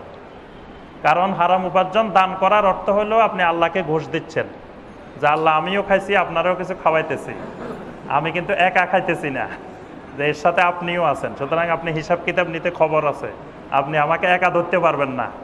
আল্লাহকেও কিছু ঘুষ দিচ্ছে, যে আল্লাহ আপনার মসজিদেও দিচ্ছি। এই জন্য হারাম সম্পদ মসজিদে দেওয়া যাবে না। কোনো কাজে মানে সওয়াবের নিয়তে, সওয়াবের উদ্দেশ্যে মসজিদ, মাদ্রাসা এসব প্রতিষ্ঠানে আপনার হারাম উপার্জন দেওয়া যাবে না। দিলে আপনার ইমানে থাকবে না, বরং যার টাকা তাকে দিয়ে দিতে হবে। এখন প্রশ্ন হতে পারে যে যার টাকা, সেই কার থেকে কত টাকা ঘুষ নিছি, চেয়ারে বসে বসে ফাইল সিগনেচার করছি আর টাকা নিছি, কার থেকে কত নিছি তো লিখে রাখি নেই, বা নাম ঠিকানাও তো লিখে রাখি নেই, তাহলে এদেরকে পাবো কোথায় ফেরত দেওয়ার জন্য? প্রথম চেষ্টা করতে হবে যে কাউকে এরকম খুঁজে কোথাও পাওয়া যায় কিনা। যদি দেখা গেল একান্ত পাইলাম না একজনকেও, তাহলে ওই লোকদের নামে, ওই ব্যক্তিদের নামে আল্লাহর রাস্তায় সদাকা করে দিতে হবে। তবে নিজে সওয়াবের উদ্দেশ্যে না, যে আল্লাহ পাক যেন এটার সওয়াবটুকু ওই ব্যক্তিদের আমলনামায় আল্লাহ পৌঁছাই দেন। আল্লাহ তো জানেন আমি কার কাছ থেকে নিছি, এটা আল্লাহর কাছে কিন্তু লিস্ট আছে। তাহলে আল্লাহ সুবহানাহু ওয়া তাআলা ওই লিস্ট অনুযায়ী তাদের আমলনামায় এই সওয়াবগুলো পৌঁছাই দিবেন। তারা জীবিত থাকলেও তাদের অ্যাকাউন্টে চলে যাবে, জীবিত থাকলেও তাদের অ্যাকাউন্টে চলে যাবে। তাহলে যদি ব্যক্তিকে পাওয়া না যায় বা ব্যক্তির ওয়ারিস পাওয়া না যায়, তাহলে ওই ব্যক্তিদের নামে আল্লাহ রাস্তায় দিয়ে দিতে হবে। এখন কথা হলো, ধরেন ওই সময় আমি ঘুষ খাইছি সব মিলে 5 কোটি টাকা, এখন আমার কাছে সম্পদ আছে 1 কোটি টাকা, ওই পরিমাণ টাকায় নাই, তাহলে কি করব? তাহলে যেই পরিমাণ আছে এই পরিমাণেই আল্লাহ রাস্তা দিয়ে দিতে হবে। আল্লাহ তো দেখবেন আপনার অবস্থা, যে আল্লাহ এর বাইরে আর নাই, আমার তো আর কিছু করণীয় নাই, এটা দিয়ে দিবেন। এখন দেখা গেল 1 টাকাও নাই, ওই সময় ঘুষ নিছেন, হারাম উপার্জন করছেন আর খাইছেন, চুরি করছেন আর খাইছেন, ডাকাতি করছেন আর খাইছেন, এখন তো ফেরত দিবেন কিছুই নেই, তাহলে কি করবেন? তাহলে ওই ব্যক্তিদের যদি নাম ঠিকানা জানা থাকে, তাহলে তাদের কাছে গিয়ে ক্ষমা চেয়ে নিতে হবে। বলতে হবে যে ভাই, যে আমি এরকম করছিলাম, ওই সময় বুঝি নাই, হারামভাবে তোমার থেকে নিছি, এখন যে আমি ফেরত দিব সেই অবস্থাও আমার নাই, তুমি আমাকে মাফ করে দাও। তাহলে কোনো ব্যক্তির কাছে যদি এরকম কেউ যায় বলে, ওই লোক অবশ্যই মাফ করে দিবেন। এখন ওই লোককে যদি না পাওয়া যায় বা না চিনি, আমি কয়জনের কাছে যাব, কার কাছে যাব, তাহলে শেষ পর্যন্ত ওই ব্যক্তিদের জন্য আল্লাহর কাছে ইস্তেগফার করতে হবে, যে আল্লাহ ওই মানুষগুলাকে তুমি মাফ করে দাও, যে মানুষগুলা থেকে আমি ঘুষ নিয়েছিলাম, সুদ নিয়েছিলাম বা হারাম উপার্জন করেছি, ওই মানুষগুলাকে আজকে ক্ষমা নেওয়ার জন্য আমি পাচ্ছি না। আল্লাহ তুমি কিয়ামতের ময়দানে ওই মানুষগুলা থেকে ক্ষমা নেওয়ার ব্যবস্থা তুমি করে দিও। এইভাবে হলেও আপনি শেষ পর্যন্ত আল্লাহর কাছে এই 4 নম্বর কাজটা করতে হবে। এই 4 নম্বর কাজটা অনেকে, এটা তাওবার একটি গুরুত্বপূর্ণ অংশ। এটা যতক্ষণ করবেন না, আপনি 50 বার হজ করেন, আপনার এটা তাওবা হবে না। যত আপনি আল্লাহর ইবাদত বন্দেগী করেন, যত তাওবা করেন, যত কিছু করেন, এটা তাওবা হবে না। এজন্য আমাদের দেশের মানুষ যারা এরকম হারাম উপার্জন করে, তো সর্বশেষ তারা শর্টকাট তরিকা খোঁজে, যে কোন জায়গায় গেলে একেবারে শর্টকাট জান্নাতে চলে যাওয়া যাবে। কারণ এই যে এই এখন 11 নম্বর সেক্টর মসজিদের এই জায়গায় যদি উনি সমাধানের জন্য আসে, উনি যে সমাধান পাইছে এটা খুব কঠিন সমাধান। উনি যেই রাস্তা পাইছে যে ওনার সব টাকা ফেরত দিতে হবে, এখন ওনার সব টাকা দিয়ে উত্তরা বাড়ি করছে, এখন তো ওনার বাড়িও যাবে, সব যাবে। তাহলে এই কঠিন রাস্তায় আসবে না কিন্তু। তাহলে উনি খুঁজতে থাকবেন সহজ তরিকা, সহজ রাস্তা। দেখা গেল এক দরবারে গেছে, বলছে যে ভাই এই দরবারে 1 লক্ষ টাকা দিয়ে যান, এখান থেকে জান্নাত কিনে নিয়ে যান। বাস উনি সহজ তরিকা পাই গেছে, ওখানে গিয়ে 1 লক্ষ টাকা, বাস জান্নাত কিনে নিয়ে আসছে। এরকম সহজ সহজ রাস্তা খোঁজে, যে কোন জায়গায় গেলে, কোথায় ঘুরলে, কোথায় একটু গেলে একবারে কিছু ফেরত দেওয়া লাগবে না, মানে সহজে জান্নাত পাওয়া যাবে। কিন্তু আসলে শোনেন, আল্লাহর জান্নাত আল্লাহর পদ্ধতি ছাড়া অন্য কোনো পদ্ধতিতে লাভ করা সম্ভব না। আল্লাহ পাক রাসূলকে বলছেন, ফালা আল্লাহ কাতারেকুন বাদামা ইউহা ইলাই, যে আপনার প্রতি যে ওহী নাজিল হয়, আপনি এটা থেকে কিছু অংশকে বাদ দিবেন এই আশা করতেছেন। মানে ওহী যেটা নাজিল হয়েছে, যেভাবে নাজিল হয়েছে, এটাকে আর শর্টকাট করা যাবে না, এটাকে আর ছোট করার কোনো রাস্তা নাই। নবীরা যদি ছোট করার রাস্তা পাইতেন, তো নবীদের গায়ে কোনোদিন একটা মাইরও পড়তো না, আঘাতও পড়তো না। কারণ ওইভাবে শরীর গা বাঁচায় বাঁচায় কথা বলতেন। যেভাবে কথা বললে মার খাওয়া লাগে না, যেভাবে কথা বললে কারো কোনো কিছু শুনতে হয় না, নবীরা সেইভাবে কথা বলতেন। কিন্তু নবীরা তো নিজের ইচ্ছায় কথা বলতে পারেন না, নবীদেরকে আল্লাহ যেভাবে নির্দেশ দেন সেইভাবে কথা বলতে হয়। এজন্য আল্লাহ বলছেন, রাসূল আপনি আবার এই আশঙ্কা করবেন না যে কিছু কথা বাদ দিয়ে দিবেন ইচ্ছা করে, খবরদার, এই কাজ করা যাবে না। এই জন্য আল্লাহর দ্বীনের ওহির, ইসলাম যেটা নাজিল হয়েছে আজ থেকে 1400 বছর আগে, আরাফার ময়দানে যেটা নাজিল হয়েছে, আল ইয়াউমা আকমালতু লাকুম দীনাকুম, যেদিন আল্লাহর দ্বীন পরিপূর্ণ হয়েছে, সেই দিন থেকে আর কমানোর, শর্টকাট করার কোনো রাস্তা আল্লাহ পাক রাখেন নাই। এজন্য সম্মানিত ভাই এবং বোনেরা, আমরা যে আলোচনা করলাম যে নবী সাল্লাল্লাহু আলাইহি ওয়াসাল্লামের মহব্বত শুধু মুখে মুখে, নবী সাল্লাল্লাহু আলাইহি ওয়াসাল্লামের ভালোবাসা, জিলাপি খেয়ে ভালোবাসা, তারপরে একদিন উৎসব প্রকাশ করে ভালোবাসা, এগুলো নবী সাল্লাল্লাহু আলাইহি ওয়াসাল্লামের ভালোবাসার মাধ্যম না। নবী সাল্লাল্লাহু আলাইহি ওয়াসাল্লামের ভালোবাসা হলো ফাআইদালিল ফাকরে তাজফাফা, যে হালাল উপার্জনের দিকে ফিরে আসা। এটাই রাসূলের বড় তরিকা, রাসূলের বড় সুন্নাত, এটাই একজন মুসলিমের তরিকা। একজন মুসলিমকে দেখে মানুষ বুঝবে যে এটাই মুসলিমের আখলাক, এটাই রাসূলের আখলাক। একজন মুসলিমের আখলাক দেখে বুঝবে যে এটা নবী সাল্লাল্লাহু আলাইহি ওয়াসাল্লামের আখলাক। তাহলে একজন মুসলিম হবেন হালাল উপার্জনকারী। আমরা সবাই ইনশাআল্লাহ হালাল উপার্জন করতে রাজি আছি তো? হারাম উপার্জন করতে কে কে রাজি আছেন? আছে, দেখা যায়। বুঝতে পারেন নাই ভাইয়েরা, আমরা বলছি যে হারাম উপার্জন করতে কে কে রাজি আছেন? কয়েক ভাই হাত তুলছে। হারাম উপার্জন করতে কেউ রাজি নাই, আমরা সবাই হালাল উপার্জনকারী হতে চাই। আল্লাহ পাক আমাদের সবাইকে হালাল উপার্জনকারী হিসাবে আল্লাহ পাক কবুল করুন। সমস্ত প্রকার হারাম উপার্জন থেকে আল্লাহ আমাদেরকে বিরত থাকার তৌফিক দান করুন। আমাদেরকে আল্লাহ পাক নবী সাল্লাল্লাহু আলাইহি ওয়াসাল্লামের সুন্নতের ইত্তেবা করার তৌফিক দান করুন। নবী সাল্লাল্লাহু আলাইহি ওয়াসাল্লামের সাথে আমাদের মহব্বত, আমাদের হাসর নসর আল্লাহ পাক ব্যবস্থা করে দিন। নবী সাল্লাল্লাহু আলাইহি ওয়াসাল্লামের শাফাআত আল্লাহ পাক আমাদের জন্য ব্যবস্থা করে দিন। এবং পরবর্তী যতগুলো সিরাত মাহফিল হবে, আলোচনা হবে, সবগুলো মাহফিল আমাদেরকে আল্লাহ পাক বুঝার, আমল করার আল্লাহ পাক তৌফিক দান করুন। আল্লাহ পাক আমাদের আজকের এই সিরাত মাহফিলকে কবুল ও মঞ্জুর করুন। আমিন। সুবহানাকা আল্লাহুম্মা বিহামদিকা আশহাদু আল্লা ইলাহা ইল্লা আনতা আস্তাগফিরুকা ওয়া আতুবু ইলাইক। একজন ভাই জানতে চেয়েছেন, আসসালামু আলাইকুম, একটা সময় শুনতাম ফিল্ম তৈরি করা, ছবি তৈরি করা হারাম, কিন্তু বর্তমানে অনেক মানুষ ইউটিউবে, ফেসবুকের মাধ্যমে ভিডিও বিক্রি করে ইনকাম করছে। এই ব্যাপারে আপনার মন্তব্য জানতে চাই, খুবই উপকৃত হব। জি আলহামদুলিল্লাহ, যে আপনি যেটা বলছেন যে ফিল্ম তৈরি করা, ছবি তৈরি করা, এগুলা আগেও হারাম ছিল, এখনও হারাম। হারাম আবার কিছুদিন হারাম, কিছুদিন হালাল হয় না। হারাম হারামই। এগুলো হালাল এই পর্যন্ত পৃথিবীর কোনো আলেম এ ব্যাপারে ফতোয়া দেন নাই। ছবি তৈরি করা, ছবি তোলা, সেটা যে কোনো উপায়ে, যে কোনো মাধ্যমে হোক হারাম। তবে কিছু বিশেষ ক্ষেত্রে ওলামায়ে কেরাম অনুমোদন দিয়েছেন। সে বিশেষ ক্ষেত্রগুলো হলো যে দ্বীনি উদ্দেশ্যে, সেটা দ্বীনের দাওয়াতের উদ্দেশ্যে, দ্বীনের তাবলীগের উদ্দেশ্যে, দ্বীনের প্রচার প্রসারের উদ্দেশ্যে যদি এই মাধ্যমগুলোকে ব্যবহার করে দ্বীনের প্রচার প্রসার করা যায়, সেই ক্ষেত্রে জায়েজ। যেমন আপনি হজে যাবেন, তো হজে গেলে আপনি যদি ছবি বলেন যে ছবি তোলা হারাম, আমি ছবি তুলব না, তা আপনি হজে ওমরায় যেতে পারবেন, তাহলে এই ক্ষেত্রে আপনার লাগবে, এটা দ্বীনি উদ্দেশ্যে। তারপরে আপনার আরও কিছু কিছু ব্যাপার আছে এরকম একান্ত আপনি বাধ্য, যে সেখানে এটা জরুরি ব্যাপার। আপনি আইডি কার্ড করবেন, আপনার আইডি কার্ড ছাড়া এই দেশে চলতে পারবেন, তা আইডি কার্ড করতে ছবি লাগবে না। সেগুলো একান্ত আবশ্যক, যেগুলো না হইলেই নয়, সেগুলো শুধু অনুমোদিত। আর এর বাহিরে যেগুলো মানে একান্ত আবশ্যক না, এমনি খালি আপনি ছবি তুলতেছেন, ফেসবুকে দিতেছেন, ইউটিউবে দিতেছেন, এগুলো হারাম। আর দ্বীনি উদ্দেশ্যে, যেমন আমরা এখানে দ্বীনি একটা আলোচনা করলাম, এই আলোচনাটা যদি আপনি ভিডিও করে ইউটিউবে দেন, ফেসবুকে দেন, আরও হাজার হাজার মানুষ দ্বীনি কথাগুলো শুনতে পারবেন। এই ব্যাপারে আমরা আরও একদিন বলছিলাম যে বড় বড় আন্তর্জাতিক দুইটা ইসলামী সম্মেলন হয়েছিল ভারতে, পাকিস্তানে। ওলামায়ে কেরাম, মুফতিয়ানে কেরাম সেখানে বলছেন যে দ্বীনি উদ্দেশ্যে যদি এরকম ভিডিও করা হয়, যে দ্বীনি আলোচনা, দ্বীনের তাবলীগের উদ্দেশ্যে, দ্বীনের দাওয়াতের উদ্দেশ্যে, তাহলে শুধুমাত্র সেটা জায়েজ। কিন্তু অন্য কোনো উপায়ে, অন্য কোনো উদ্দেশ্যে সেটা করা হলে সেটা বৈধ নয়। তো তাহলে এই যদি এই ব্যবসা করে, তো ব্যবসা হারাম, যেটা হারাম সেটা হারামের ব্যবসাও হারাম।